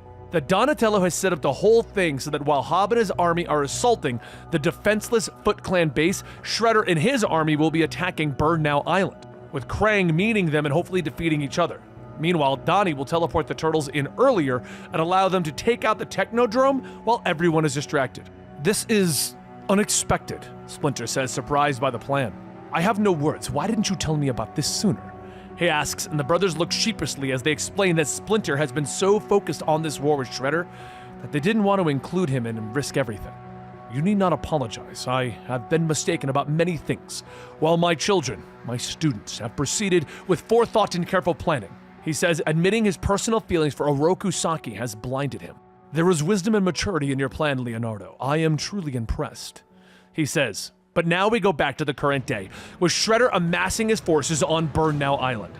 But a blast comes out of the shadows, dropping one of his guards. Welcome to Burnow Island, Krang says with a smile, his army behind him. Annihilate them! He shouts to his troops. Foot attack!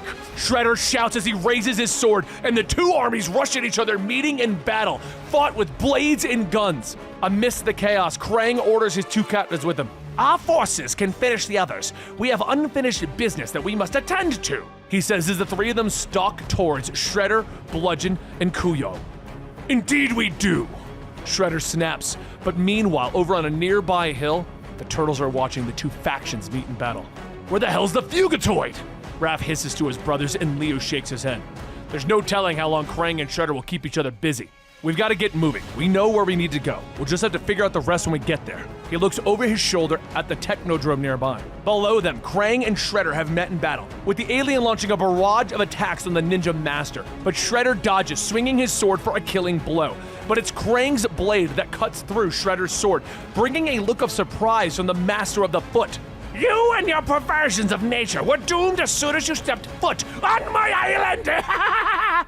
Krang laughs as he opens fire on Shredder, but the ninja leaps out of the way, snagging an axe off of the ground as he slams it into the alien's chest piece, cracking the glass. Krang lashes out, backhanding Shredder. You were betrayed, fool! And now you will die!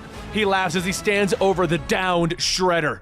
Back over in their prison cell, Stockman asks Honeycutt if he actually believes that Shredder and Krang will kill each other. If they do, then we'll be in even worse trouble than we already are. Honeycutt sighs, and the robot looks at Stockman, questioning how the scientist can be so calm. But Stockman just smiles. My plan is proceeding exactly as designed, he says with a smile, standing up, revealing that he has been planning to stop Krang the entire time. He tells Honeycutt that he used one of his flyborgs to gain access to the schematics for the Technodrome, and he developed a malware that'll give him complete control. Once the Technodrome is activated, my malware will initiate, accessing the core overrides, and I will be charged in short order, he says, and Honeycutt looks at him for a moment before pointing out that in the time that takes, several thousand people will die. Stockman shrugs. An acceptable outcome if it means I possess the most powerful weapon on the planet. Honeycutt refuses to allow him to do this, his body shifting and taking the appearance of one of the other lab techs, and he bangs on the door, trying to get the guards' attention. Alerted by the noise, the guards come rushing in, but Stockman refuses to be defeated, tapping a button on his watch. If you think you have the advantage, then your circuits are definitely corroded, he says as his Mousers flood into the room, shocking the guards and Honeycutt and bringing them all to the floor. Back at the Foot Clan's headquarters, though, a wall suddenly explodes inward as Karai and Arnold are surprised, and the smoke clears with the mutant army standing ready to fight. Knock, knock! Anybody home? Hob asks with a vicious sneer. Repel the intruders! Karai shouts, and the Foot Ninjas surge forward, but they're immediately met by the firepower of the mutant army. Come on, mutants! Time to show me what we are! Hob says with a laugh as he opens fire, Slash rushing forward, taking a punch from Arnold Jones that seems to have little effect, the big snapping turtle picking up Jones and throwing him through a wall. Mondo meets in battle with Karai, joking as he launches his attack, but she kicks the board out from underneath him, knocking him to the floor. He looks up in fear as she readies her sword for a strike, but the blade merely connects with Splinter's sword. Go, Mondo, help the others, I have this, he says as he backs away, waving the gecko off. So, rats, you finally decided to crawl out of the hole that you've been hiding in? But what about your filthy turtles? Karai asks, and the two leap at each other, their blades clashing as they leap in and away, a deadly dance of blades. Your grandfather's time is past, Karai. Today's doom belongs to him, but understand, I do not believe that you deserve the same fate. Meanwhile, on the outskirts, Hob watches with glee, glad that the Foot Clan is distracted, and he slips away, going upstairs, finding Shredder's vial of ooze left in the lab. Absolutely perfect. No more hybrid mutts for you chumps, he says as he picks up the glowing vial, rushing back downstairs and ordering his army to fall back. But Master Splinter, we just can't leave him, Slash growls, but Hob points out that the rat changed the plan originally. Now Hobbs is just changing it again. Let's go! Now! He tells them, leading the others out of the hole that they blew into the wall. Back over at the Technodrome, the turtles are sneaking through the command center with a guard around the corner. The guard opens fire, but Mikey is there, quickly knocking them out with his nunchucks. Good job, Mikey. Hope you tanked him before anyone else heard, Raph whispers, but a voice calls out from around the corner. Unfortunately for all of us, he did not, Turtles, though I appreciate you removing the guards for me. I have important work to finish after all, Stockman says as he comes around the corner, surrounded by an army of Flyborgs and Mousers. The Turtles are shocked as Stockman orders his army to attack. Back outside, Krang slams his fist into Shredder again, but the Ninja Master continues to get back to his feet. You still do not fall! I am impressed, Krang says with a nod, but Shredder spits out a glob of blood on the dirt. Save your praise, demon. If I am to die, I will do so standing, he says, coughing. Krang readies his weapon, prepared to win the fight, but the radio crackles, warning him of an issue in the command building. He turns, running away, ordering his soldiers to finish the fight. Back in the command building, Stockman is working at the controls as the Turtles fight his Flyborgs in the background. He initiates the activation controls of the Technodrome, but he's interrupted as the door slams open to reveal Krang. Out of my way, insect! Krang shouts as he stomps forward, slamming his fist into Stockman, knocking him down. He quickly scrubs away Stockman's malware, laughing at the scientist's simple attempt to take control of his technology. And then he hits the button, activating the Technodrome once again, preparing to terraform the planet. The beam fires into the air, and on the beach, Bludgeon and Kuyo stand with their master. If we die, we die, Kuyo promises him, but Shredder spits laughter, and he hits a button on his comms. Not only you, my loyal soldiers. Bebop, Rocksteady, this is Shredder. Killed the turtle. He coughs. Back in the command center, the Turtles are still fighting against the Flyborgs. Forget Krang. Just get to the Fugitoid, we need his help. Leo shouts as he slashes through another fly. Raph and Mikey leap over the flies trying to get to the robot. Stockman finally comes to, shocked by what is going on. Oh, this will not do. I will not have my plans spoiled. He whispers, hitting another button on his watch, causing one of the Flyborgs to rush towards him, grabbing Stockman by the soldiers, flying him away. The turtles have finally knocked the Mousers away, freeing Honeycutt. Don't thank us yet, Honeycutt. This isn't over. They all turn back to Krang, with Honeycutt nodding, explaining that he can disable the Technodrome, but he's gonna need help. We must divert General Krang, he says, and Leo nods as he gathers his brothers. You heard him, guys. Attack! He shouts, and the turtles leap at the alien, but he whirls around, firing his wrist launchers. But back over in the lab, Donnie leaps over another attack from Rocksteady. You really thought you could trick us? I thought you were supposed to be the smart one. Bebop laughs, and Harold is on the screen shouting for Donnie to run. But the turtle leaps into the air, smacking Bebop across the face with his staff, and Rocksteady hits him with his sledgehammer, knocking Donnie into the wall. Donnie tries to struggle to his feet, but Bebop lifts him into the air, prepared to kill him. And that's when a blast from Metalhead skims his body. Donnie, I told you to run! Go! I'll use Metalhead to keep them at bay! Harold shouts, standing between Donnie and the mutants. But Rocksteady throws his hammer, knocking the robot away. Donnie tries to run, but Bebop throws a monitor at him, knocking him to the ground. They rain blows upon Donatello, keeping him on the floor. And Rocksteady comes walking over, picking up his hammer. And he brings it down with a sickening crunch. Whoa, you split him in half, man. Bebop laughs as he stands up. Yeah, did you expect them to look like that underneath there? Rocksteady asks as blood begins to leak out of the turtle. The mutants prepare to finish the job, but their comms crackle and Karai orders them to return to the base. Come on, we're done here anyway. He ain't recovering, Bebop says as they turn to go. Honeycutt is still trying to stop the Technodrome when Raph comes flying past him, slamming into the nearby monitor, cracking it. Oh my, the robot gasps, and Krang stomps forward, prepared to cut through Honeycutt, but Leo is there, his twin blades blocking the assault. Raph leaps over his head, stabbing the side into the robot armor brain, and Mikey leaps in, tripping the armored shell, bringing it to the floor. Fools! You delay the inevitable! Krang gasps at them. Dang, this dude doesn't stop! Mikey jokes. Back at the Foot Clan headquarters, Splinter is trying to reason with Karai, but her ninjas are now behind her. You believe that you can survive when I have reinforcements in route and all of your friends have abandoned you? She asks. But a blast hits one ninja and another one is dropped by an unseen force. Not all of his friends, Angel says from inside of her exosuit, stepping up next to Splinter. Behind them, Alopex growling as she drops another one. How? Splinter asks in confusion. Raph, he didn't trust Hob and asked us to keep an eye on you. Angel explains with Karai motioning forward, demanding that they finish the fight. But Splinter shakes his head, reminding her that this conflict isn't about the Foot Clan. This is what Shredder has turned the Foot Clan into.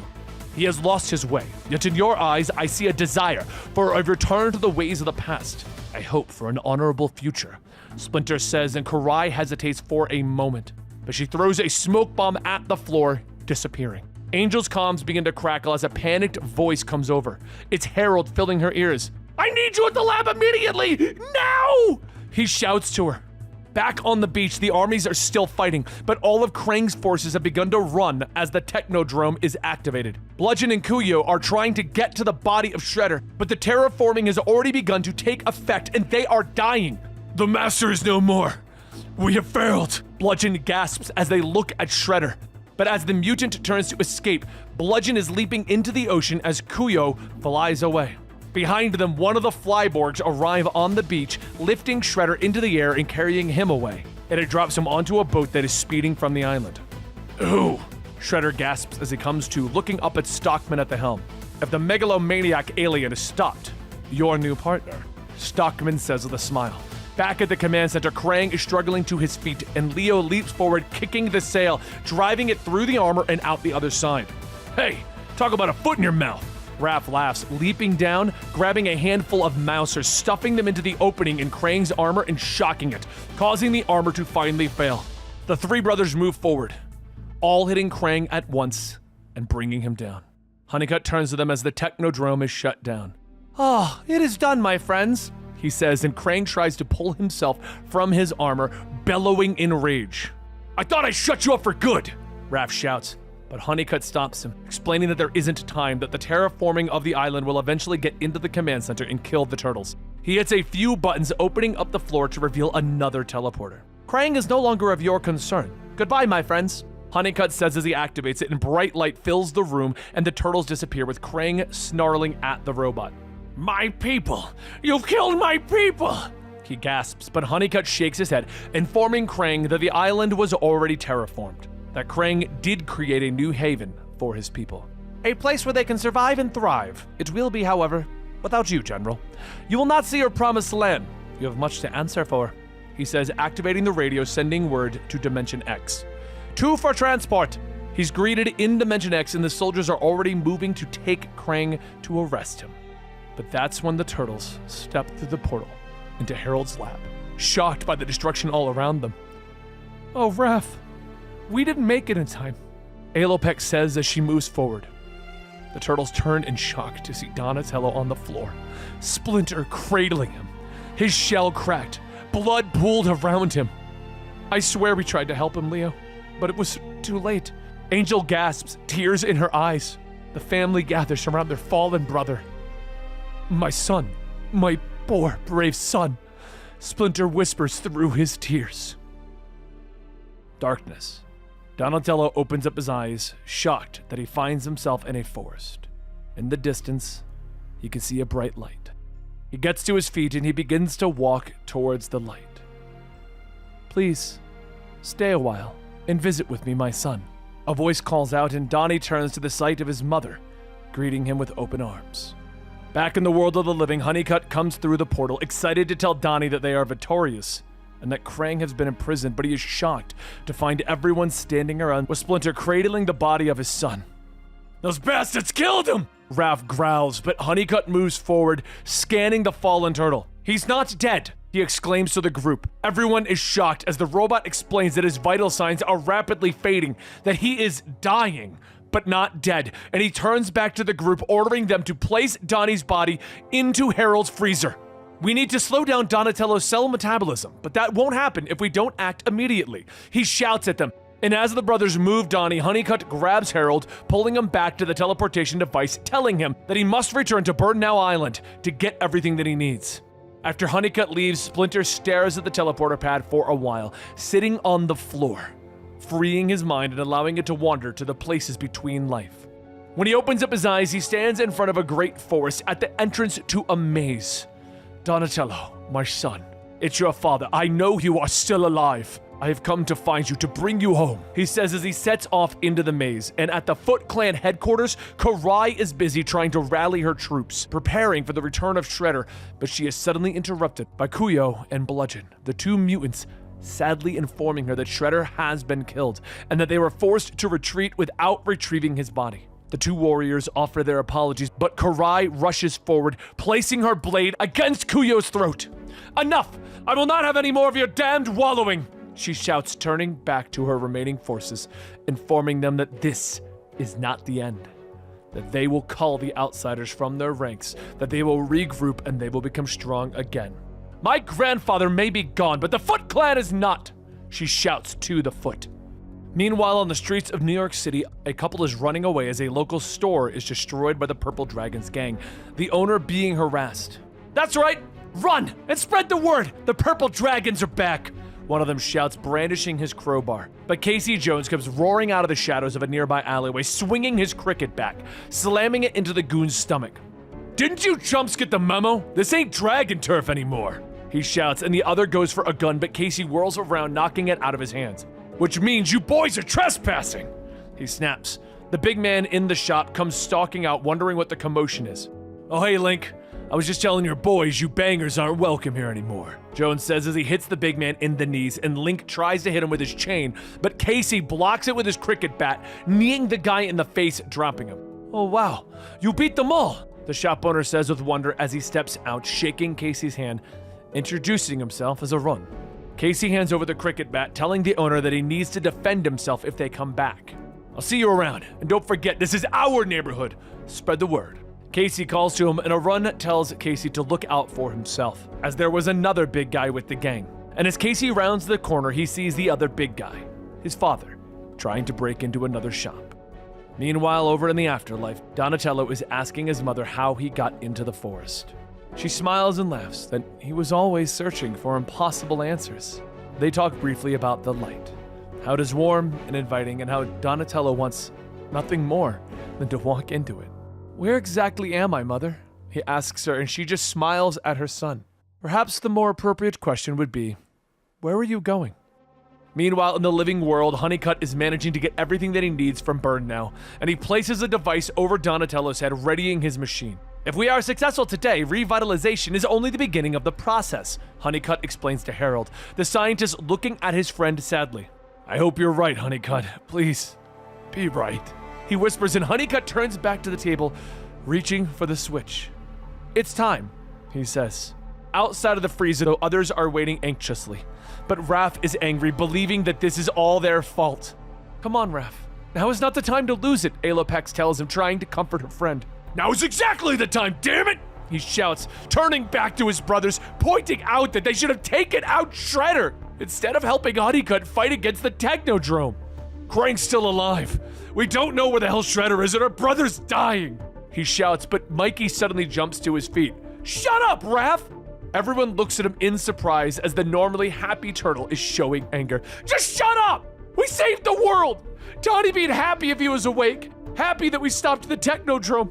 Just like he wanted. Can you please just shut up? You complain and complain about what we should have done, what we could have done better, but you're just making it worse." Raph just glares at his brother before bellowing in anger, punching the wall. And he finally turns, walking away. Afterwards, Leo returns to the freezer door, looking through the small window. He's right. We may have stopped Krang, but we have no clue what's up with Shredder. All I can say is that if Shredder is alive, he's going to wish that he wasn't, he says triumphantly. And over in the penthouse apartment of Stockman, Shredder snaps awake on Stockman's bed, his wounds dressed.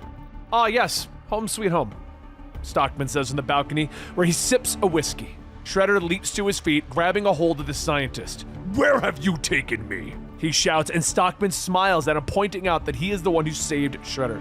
"This is my home, and I am not one of your sniveling minions, ninja," he reminds him, and he points out that Shredder had no issues with being partners when Stockman pulled him off of the beach, that he needs him and his army to re-establish himself. "If, however, you've changed your mind about our partnership," he says, pushing a button on his watch, calling in a pair of flyborgs, "then I'm sure my friends will have no problem seeing you out," he says with a smile, and Shredder relents, agreeing to talk about their partnership. "But our first order of business is to find and destroy the rat and his infernal brood," he snarls. But back in the afterlife, Donatello doesn't understand his mother's questions. She explains that he has many paths that he can take. But Splinter is meanwhile pushing his way through the maze, refusing to give up on his son. Finally, he comes out of the maze to see his son standing by a great tree. "Donatello, my son, I am here. It's time to return home," Splinter says. And Donnie looks back, but his mother has disappeared and begins to walk towards Splinter, who leads him out of the clearing. "Please, my son, your family needs you," Splinter tells him gently, leading Donnie back to the world of the living. He opens up his eyes to see a happy Harold, shaded in red. "I can't believe it's working!" Harold shouts with joy, and Donnie is confused, asking where he is, wondering why he feels so weird. That's when he looks down to see the robotic hands of Metalhead. "What have you done to me?" Donnie asks from Metalhead's body. A short time later, Donnie is working through Metalhead to make sure his body is properly taken care of. "The best I can do for myself now," he says after hooking up everything to his body to help him heal. His brothers and his father are with him, promising that they'll do everything that they can to help. "We'll even spit shine our mitts," Mikey says with a smile, and Leo looks at Donnie, asking if he's okay. "Honestly, Leo, no, I am not. No matter how it seems, this is just really freaking me out," Donnie says as he looks down at his metal head hands. He sighs, walking out of the room, leaving the others to wonder what they can do for him. Meanwhile, Raph is outside with Alopex still trying to help him deal with the situation. "He's a robot!" Raph hisses at her as she puts a hand on his shell. "Wrong. He's your brother and he needs you," she says softly. "He's not the only one," Leo says, interrupting them, pointing to Mikey, telling Raph that they need to search for Hob and his crew. Father thinks the city is going to be in flux after everything that has happened. We need to get a beat on things as quickly as we can. Leo explains and Raph agrees, moving off with his brothers, thanking Alopex for their talk. What are friends for? She says with a smile, but after they leave, she is joined by Angel. Friends, huh? The woman says with a smile. The two of them move off into the night, with Angel stating that they could swing by the second time around the store. I want to find out what Casey's been up to, she says. Over at the store, Casey walks into the door to find the O'Neills arguing with a drunk Arnold Jones. Perfect timing! I was just talking about you, kid! His father slurs, and Casey gets in between his father and the O'Neills, brandishing his bat, ordering his father to leave. But Arnold explains that now that the foot is done, it is time for he and his son to get back together. Casey shakes his head, ordering his father to leave. What, didn't you hear me, kid? I'm my own boss again! Arnold snaps at Casey, the door suddenly bursting open, revealing Angel and a growling Alopex. Get lost, Arnie! Angel orders, and Arnold snarls with anger, but finally stalks out of the store as Alopex introduces herself to the family. Angel pulls Casey aside and tells him the bad news. Meanwhile, Karai is standing in front of the Foot Clan, explaining to the Foot Clan that they will rise again. But know this, if I am to lead you now, then the path we follow moving forward will be different. It will be our path and our path alone. We will no longer allow outsiders to enter the sanctity of our ranks. The feet are a family and strangers are not welcome, he says, raising her sword, telling those gathered that they will hunt down those that have hurt the Foot Clan. Our master is dead, but our clan lives on, she shouts, and those gathered begin to cheer, chanting the Foot Clan. Elsewhere in the city, Mikey is sitting with his friend Woody, enjoying a slice of pizza as he fills him in on everything that has happened recently. Thanks, man. I needed this. Now I've got some mute animals to go find, Mikey says as they finish up their pie. No worries, bro. Just remember, tough as you ninja dudes are, it's okay to ask for help from your friends sometimes, Woody says with a high five. Meanwhile, at the university, April is sitting with Professor Miller as he explains that thousands of years ago, the world was controlled by a small family of immortals, beings with strange powers that mysteriously disappeared during a massive flood in time of great calamity. Legends state that they are hiding in the shadows, waiting for the time that they could return and use the mortals as pawns in their endless game of control. The ultimate prize being the control of the world, he explains, and he also tells her that the scroll has a companion book that was lost somewhere in America. She thanks him taking the scroll, explaining that she'll want to show it to Splinter. Back at the O'Neills, Casey and Alopex and Angel are enjoying a home-cooked meal, with Casey getting to his feet, meaning to call April to see how her night went. But when he gets to the window, he looks outside, shocked at what he sees. Angel joins him by the window. You know how this was an eventful night? Looks like we're getting to the main event. She says as they look at the gathering of the purple dragons below, led by the still drunk Arnold. Yo, idiots! Time for the purple dragons to remind the street who's really in charge! Splinter sits by candlelight, meditating over his life, and his son's body is sitting close, still healing from his ordeal. Splinter looks at Donatello, a bead of sweat broken out on his forehead, and he gets up, placing a damp cloth against him, making sure that he's comfortable enough, even though his soul now resides in a machine. Splinter sits back down, unwilling to leave his son's side. Meanwhile, the other brothers are moving across the rooftops, with Mikey finally catching up to them, telling him that he couldn't find Hob in the mutant army. And I looked high and low, trust me, says, but the brothers aren't mad. They just look down on the city where the gangs have already taken to the streets in the absence of the Foot Clan.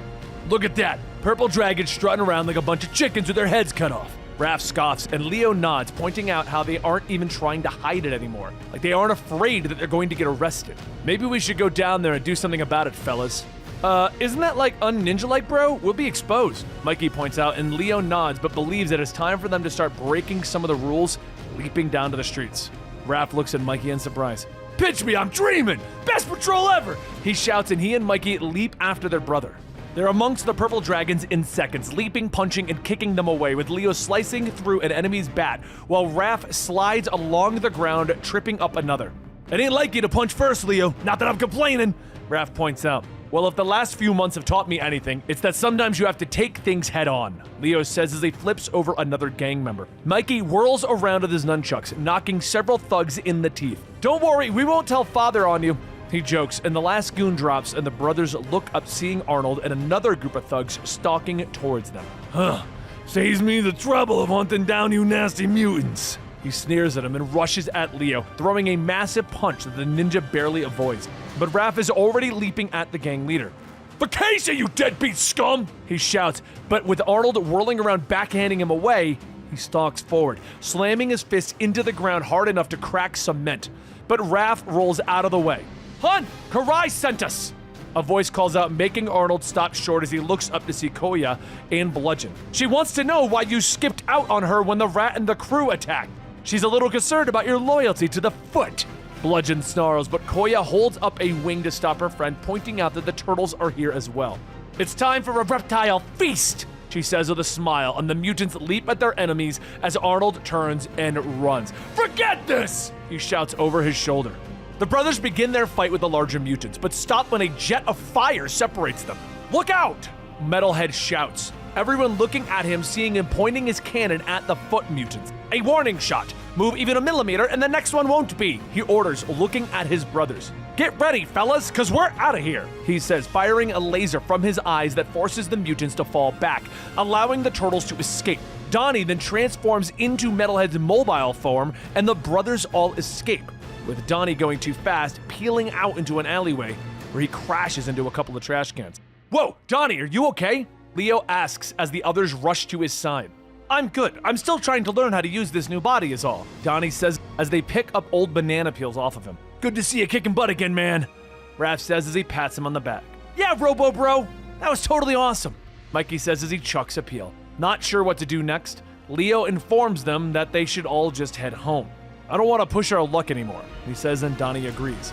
Despite all that we've been through, I believe that the worst is yet to come.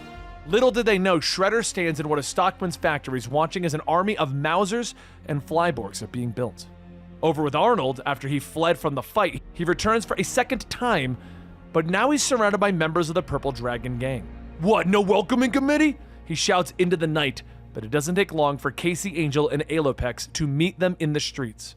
Go home, Dad. You're drunk as a skunk, Casey tells his father, armed with several sports weapons, but Arnold scoffs, calling his son weak, telling him that he promises to teach him a lesson as he takes a long drag from his whiskey bottle.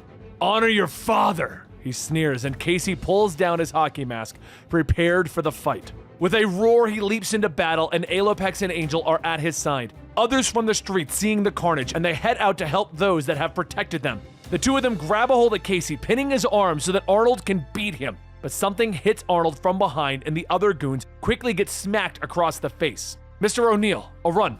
What are you doing? Casey says in shock as he sees who saved them, his eyes widening as he sees April's father wielding a toaster from the kitchen. No biggie, just helping a neighbor. O'Run stammers.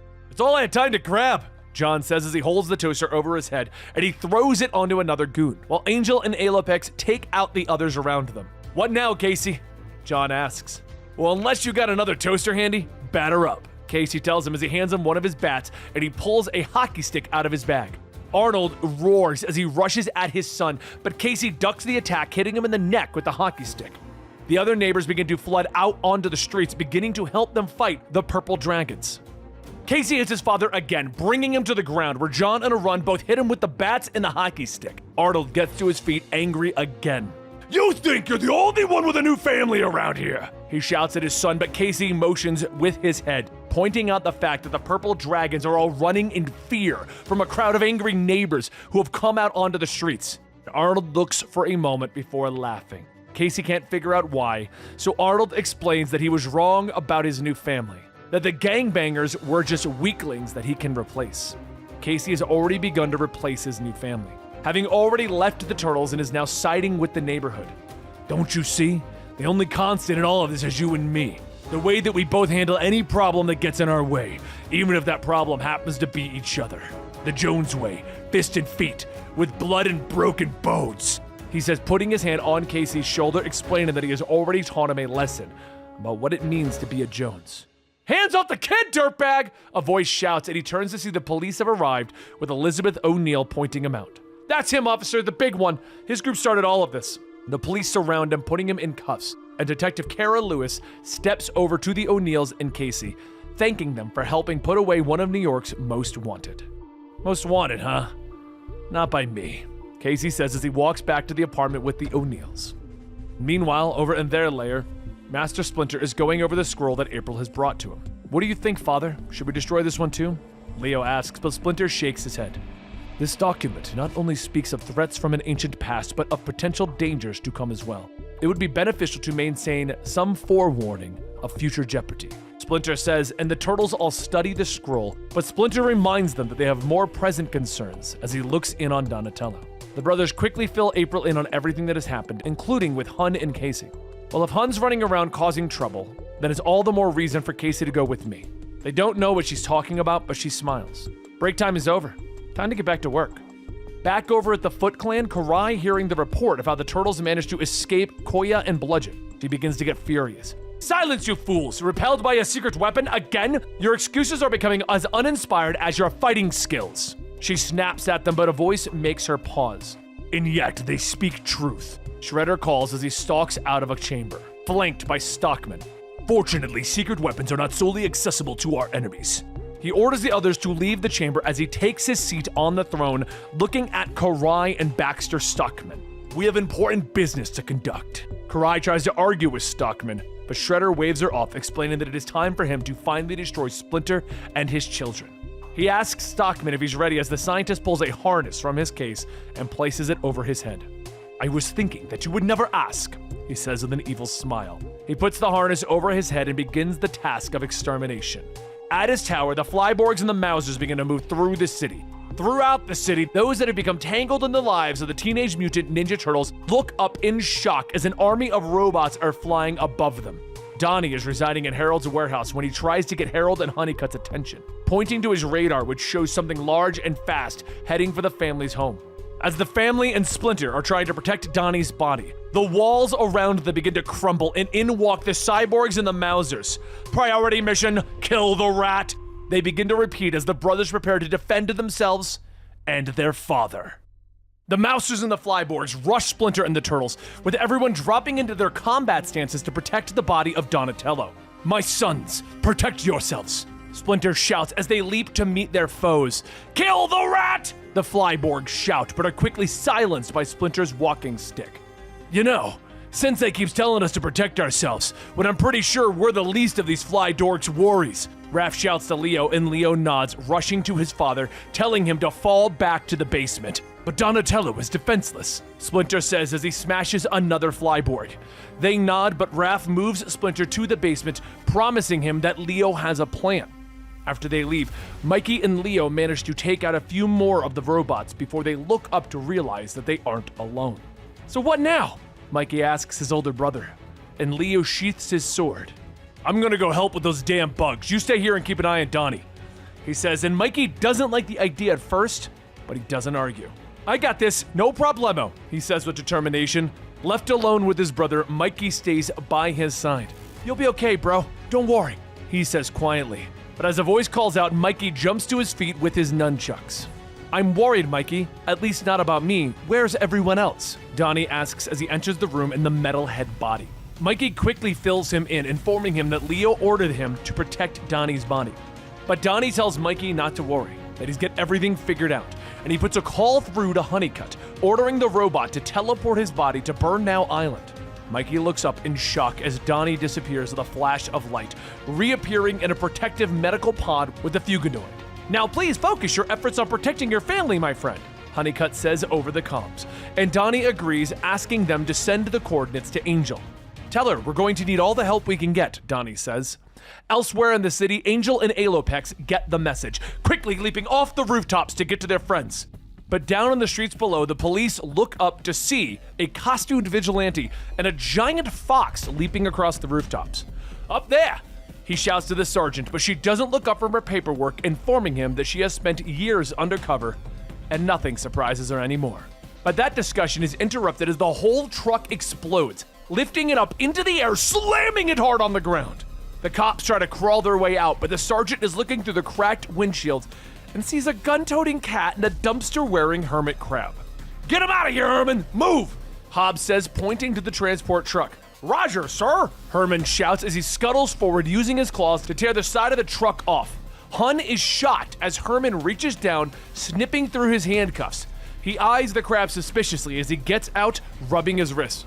So, I wasn't expecting this, but I ain't gonna try to look a gift horse in the mouth or nothing. But what's your play, cat? he says to Hob, and Hob smiles, explaining that Hun is going to help them. Freeze, freaks! The sergeant snaps as she pulls herself free, aiming her pistol at the criminals. Drop smoke, Herman! Hob snaps, and the crab quickly scuttles over, and the ground is shrouded by smoke. The mutants quickly make a getaway, hopping into Hob's old truck and pulling away. You know that big turtle of yours? Hates my guts, right? He ain't gonna be happy you did this, Hun points out, and Hob nods and sneers. Why do you think I didn't bring him? As they drive away, the police begin to regroup outside of the turned-over police wagon. Okay, I'm not gonna lie. That did surprise me, the sergeant says. Meanwhile, Leo and Raph form a defensive circle with Splinter, not wanting the Flyborgs to get around them. Get ready! Here they come! Raph shouts, but the laser blast rips through the Flyborgs and drops them all to the ground. Good plan, getting everyone down here, Leo. But these two were just probing our defenses. Outside, more Stockman's robots have arrived, swarming over the church the turtles call home. We need to get out of here, Donnie tells them, explaining what happened to his body after Splinter offers his concerns for Donatello's body's safety. The turtles turn to the sewers, quickly jumping into the water. Wait a second, Father, Donnie says, quickly transforming his body into a boat, allowing Splinter to speed along the water. They quickly come to another junction, with Raph unhappy about their swim. All I know is I'm gonna need a bath to wash off this bath, he snaps, but Donnie turns his head, activating Metalhead's searchlight, looking into the darkness. The ceiling then shifts above them as a bunch of Flyborgs and Mausers are crawling along it. They have found us! Donnie shouts to his family. Splinter leaps up, using his staff to knock the robots away as they clear the sewers and head out into the bay.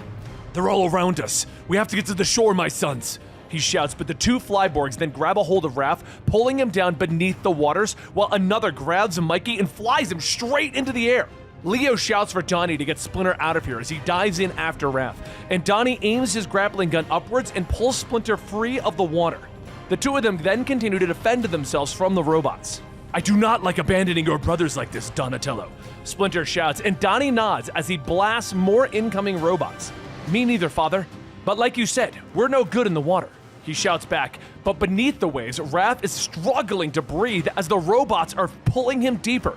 But as he begins to black out, the air leaving his body is a flash of a sword as it frees him, and Leo grabs him, swimming to the surface. Flying through the air, though, Mikey pulls out his nunchucks and looks at the Flyborg. If we're gonna fly like this, we should probably have a propeller, he shouts, and he swings the weapon up, smashing the Flyborg in the face. Stunned, the robot releases him, and he plummets back towards the water. Cannonball! He shouts with glee, swimming towards the shore, joining Leo and Raph. Splinter is happy that his sons have made it back, but he and Donatello are still surrounded. At that moment, Angel and Alopex suddenly appear, fighting through the collection of robots. Man, am I glad to see you too, Donnie shouts, and Angel nods as she opens fire on the robots. Let's hope you stay that way. There's a ton of these things, she says, and the others quickly join them, scaling the supports of the bridge, joining into the fight. Everyone gets into a defensive position, readying themselves, promising that they will fight together until the robots are destroyed. But Mikey looks at the horde of robots that surround them. Donnie, you think Harold has more robots like you lying around? Because I'm thinking we're all gonna need a body of our own soon. But back over at the Foot Clan, Stockman is watching through the eyes of his robots as they surround and attack the turtles and their allies. So Stockman, how is the slaughter going? Shredder asks, but Stockman doesn't even look up. His eyes focus on the task. Everything is going to plan, Shredder. I certainly didn't need any assistance from your lackeys. But Shredder is confused. He then whirls around to realize that his granddaughter is gone with a group of ninjas. Karai! He bellows. But back with the turtles, they're preparing for the onslaught. But that's when everyone looks up in surprise as the Foot Clan ninjas descend from the shadows, and they attack the Mausers and the Flyborgs. In moments, the robots are defeated by the Foot Clan. Okay, I'm totally confused, guys, Mikey tells them as he scratches his head. Karai steps to the front of the ninjas. It is simple, Turtle. You do not deserve death by those machines. Not in the name of the Foot Clan, she tells him. She bows to Splinter, asking if he will hear her out. He studies her for a moment before asking his group to lower their weapons. I'm listening, Oroku Karai. He sighs, and she nods, explaining that she did not save them out of compassion, but refuses to let their deaths be so dishonorable. She reaches for her blade. Now we can finish this in a proper manner, as true warriors, she says, but Splinter holds up a paw, explaining to her that her vast army destroying such a small group would also be dishonorable. Furthermore, if it's retribution Oroku Saki wants, as his Shunin, it is your duty to ensure that he does so in a way worthy of one who calls himself master. He tells her. Karai glares at him, knowing that he speaks the truth. There'd be nothing honorable about this battle today. Meanwhile, back on Burn Now Island, Harold and Honeycutt are arguing about how to fix Donnie's body, with Honeycutt explaining that they're going to need the ooze to repair him, but the amount that they're going to need would harm the Ultrams in stasis. I want to help Harold, but I don't think I'm capable of creating more innocent victims in your war, he says, but a voice growls at him from the doorway. Well, I can help you with that particular conundrum, if you'd be willing to help me with one of my own. Harold looks in shock at the new person from his computer screen. Back over at the Foot Clan headquarters, Stockman rips off his control helmet, snapping at Shredder that his ninjas destroyed all the robots. Hear me now, Stockman. Whatever happened, you would do well to control your tongue. Shredder hisses at him, and an arrow flies through the air, destroying Stockman's command console. Yes, you would, Karai says, and Shredder stalks across the room, demanding to know what his granddaughter did, and she immediately bows to her grandfather and master. I have eliminated a dire threat to our clan, Master Shredder. Oroku Saki is about to kill her, but the words of Katsuni stay his hand, convincing him to hear Karai out. He finally nods and takes a seat at his throne. She stands before him and tells him that she believes that the Foot Clan has lost its way, that their army was devastated during the attack on Burn Now Island, and they have fallen into dishonor by working alongside the cowardly Stockman. She believes that Shredder should have his vengeance on Splinter and the Turtles, but he should do so with an honorable path. This is the better way. Your Shunin speaks the truth, Saki. Splinter calls from the entrance to the base, flanked by his sons, surrounded by the Foot. It is far past time that we resolve this war between us. I, Homoto Yoshi, formally challenge you, Oroku Saki, to the gauntlet. But Shredder stands in anger. Absurd! I will never sully myself with such nonsense. Foot, slaughter them! He shouts, but the Katsuni orders him to wait. She leans forward, explaining that the gauntlet is an ancient path, that by choosing it, he will prove that he is truly right to lead the Foot into the new age. Time for plots is over. The time for combat is now. Become the great ruler you were always destined to be. Accept the challenge, she says gently, and Shredder pauses for a moment before turning back to Splinter. Very well, Homoto Yoshi. Let your second death at long last seal your place as a traitor to the Foot Clan. I accept your challenge. The challenge begins with the subordinates of the rival families facing off against each other. The Turtles on Splinter's side, with Kuyo, Bludgeoned, Bebop, and Rocksteady standing for Shredder. Mikey is shocked that they're supposed to kill each other, but Splinter explains that only he or Shredder are meant to die. He takes his son's hand, explaining that the families will never know peace until one or the other is dead.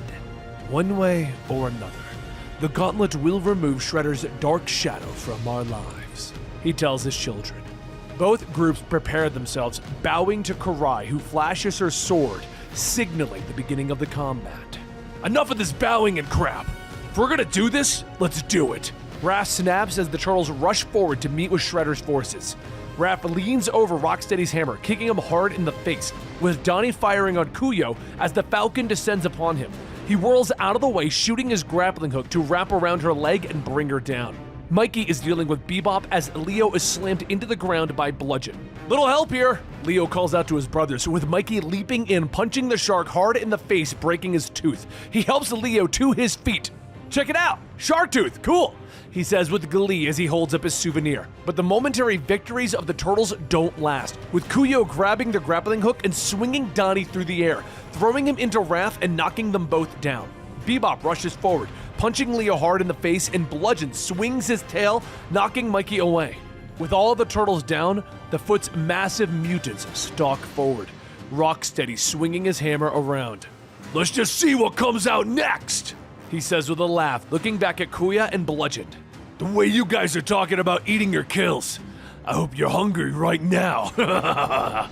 He lifts his hammer, preparing to strike, but Donnie gets to his robotic feet, blasting a laser from his eyes. "I got a newsflash for you, idiots. I didn't come here to lose," he says, raising his arm, firing a flamethrower at the enemies, keeping them at bay long enough for his brothers to get to their feet. "Guys, I can only keep the bozo barbecue cooking for so long," he shouts back, and Raph is ready to rush back in. But Leo stops him, telling him that they can't beat the villains in a straight-up brawl. Splinter shouts to them from the sidelines, explaining that they can't let their opponents dictate the flow of battle. Leo nods as he readies his swords. "We do this as a team. We do this for our father," he shouts, and the group rushes forward, prepared to fight once more. They quickly leap amongst the group of mutants, with Leo telling them that they need to keep them scattered and off balance. Donnie nods, transforming into car mode, rolling forward, slamming into Bebop and Rocksteady. "Yo, fish breath! Candygram!" Raph shouts as he and Mikey hit bludgeon, one going high, the other going low. Leo ducks under Koya's attack, rolling up and throwing a smoke bomb at her. "Pathetic tricks won't keep you hidden," she snaps, but is lost in the smoke. Splinter continues to meditate as his sons are fighting. Memories of the day that they were all executed by Oroku Saki flash through his mind. Back when they were all humans. Raph throws his kunai at Rocksteady, the blades sticking into the rhino, forcing him to shout with pain and drop his sledgehammer, which slams into Bebop's foot, making the warthog jump up and down. "Man, look at those dorks. We should just let them beat each other up," Mikey laughs, and Raph nods and smiles. "You know what, Mikey? I think you're onto something." A few moments pass, and both brothers let the big mutants surround them. "Totally crazy," Mikey whispers to Raph, the big monsters rushing forward, the two brothers leaping out of the way, letting them slam into each other. Above them, Leo leaps out of the shadows, landing on Koya's back, slashing into her with his swords, bringing her down. Bludgeon is trying to rip Donnie's arms off, but he hears Koya shouting as Leo continues to hack at her with his swings. The distraction is all Donnie needs to fire a beam into the shark's head. This forces him to release him, and he looks up, flashing a blinding light at the shark, blinding him. "Dude, I think Donnie and Leo are winning, but are we?" Mikey asks as he and Raph continue to dodge Bebop and Rocksteady's attacks, allowing the two brutes to continue to beat into one another. "Yeah, pretty much," Raph says, and the two mutants start shouting at each other, yelling for the other one to stop hitting them. "Come and get us!" Raph shouts, and the brutes turn, rushing at him, but Raph and Mikey leap away again, allowing them both to slam into the wall. Meanwhile, Bludgeon is stumbling around, unable to see, with Koya's screams bringing him around, and he blindly flails with his tail, knocking Leo away from her. "Get away! She's done!" he bellows, and Leo picks himself up, but he sheaths his swords. "I think you're right," he says quietly as Bludgeon picks up Koya, cradling her, apologizing for not helping her sooner. "Stop. It doesn't matter. We both failed. This fight doesn't belong to us anymore, Bludgeon." Leo and Donnie then join Raph and Mikey, who are watching as Bebop and Rocksteady continue to argue. "We made them beat each other up, but I think they liked it?" Mikey jokes, and Leo draws his swords, telling the group to attack together, that they are ready to get some payback for Donnie. But Donnie starts talking to himself, asking if it's really the right time. He finally steps forward, telling his brothers to step back. "Hey, what is that dickhead over there doing?" Rocksteady asks with a smile. "Committing suicide," Bebop jokes, and Donnie shakes his head. "No, this is going to be something a bit more drastic. Bye, fellas. It's been a blast," Donnie says as he looks over his shoulder. Everyone looks in shock as Donnie explodes, the blast tearing through the center of the arena, knocking Bebop and Rocksteady to the ground. They begin to struggle to their feet, but a metal box staff comes out, knocking them both back. "No freaking way!" The three brothers gasp as they look up to see the real Donatello is back and standing before them. "Man, that felt good," he says with a smile. The brothers rush forward to hug their now alive brother, shocked to see him up and around already. "The same heroic warrior you have always been," Splinter says as he steps forward, with Donnie hugging his father. And Splinter looks at his son, wishing to know how Honeycutt managed to bring him back. "But first," he says as he turns to the rest of his sons, "I know you are weary from the first battle, but I must ask you to find the strength within yourselves to carry on without me for a short while longer." The brothers are confused, but Splinter explains that he was searching the astral plane for answers on how to defeat Shredder. "I have yet to find them," he says, but Shredder is behind them, stalking forward. "Are you finished, Yoshi? I grow tired of this delay." Splinter nods, claiming that since Clan Hamoto has won the first part of the gauntlet, Shredder must choose where the next fight will happen. I choose the rooftop. Since you enjoy spending so much of your precious time in your head wandering through the cosmos, why not let the heaven be witness to your doom? To a short while later, the two families finally meet up, the turtles standing between Shredder and Splinter, protecting their father as he continues to meditate. Shredder nods, removing his cloak and letting it blow away in the wind. Come then, sons of Hamoto Yoshi, know you're better, he says, dropping into a combat stance as the turtles finally rush at him.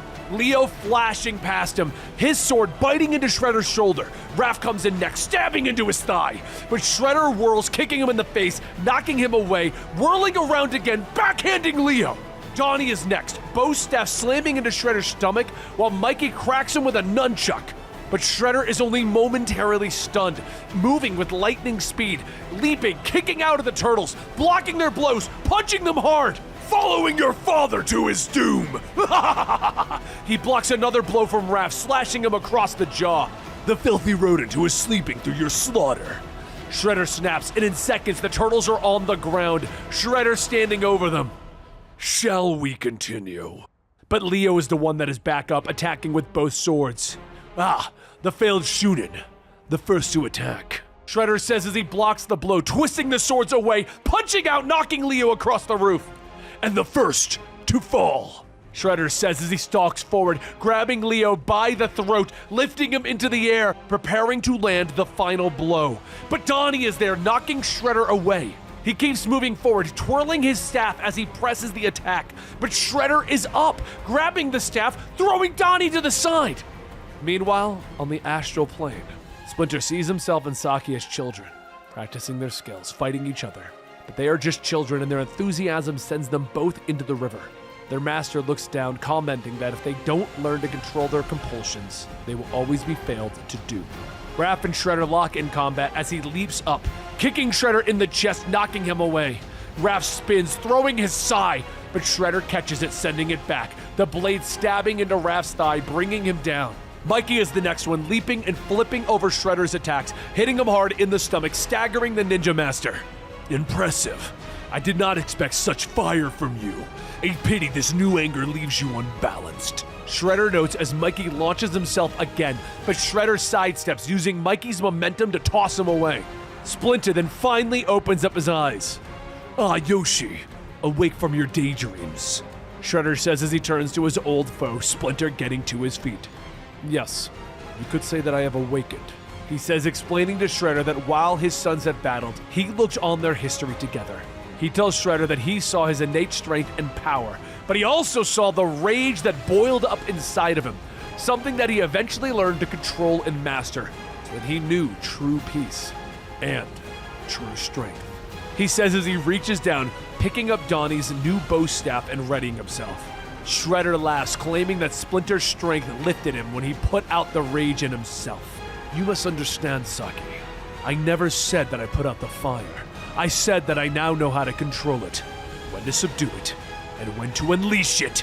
He lashes out, slamming the staff into Shredder's shoulder, whirling and lashing into Shredder's face. The ninja dodges the attack, sweeping out, knocking Splinter off his feet. But the rat reaches up for Mikey's nunchucks. He and Shredder meeting once more in battle, trading blows back and forth. Shredder backhanding him, drawing blood. But Splinter grasps at one of Raph's sides, leaping back up, the blow coming close to Shredder's face. Shredder then twists out of the way, slashing him across the arm, kicking the stunned rat.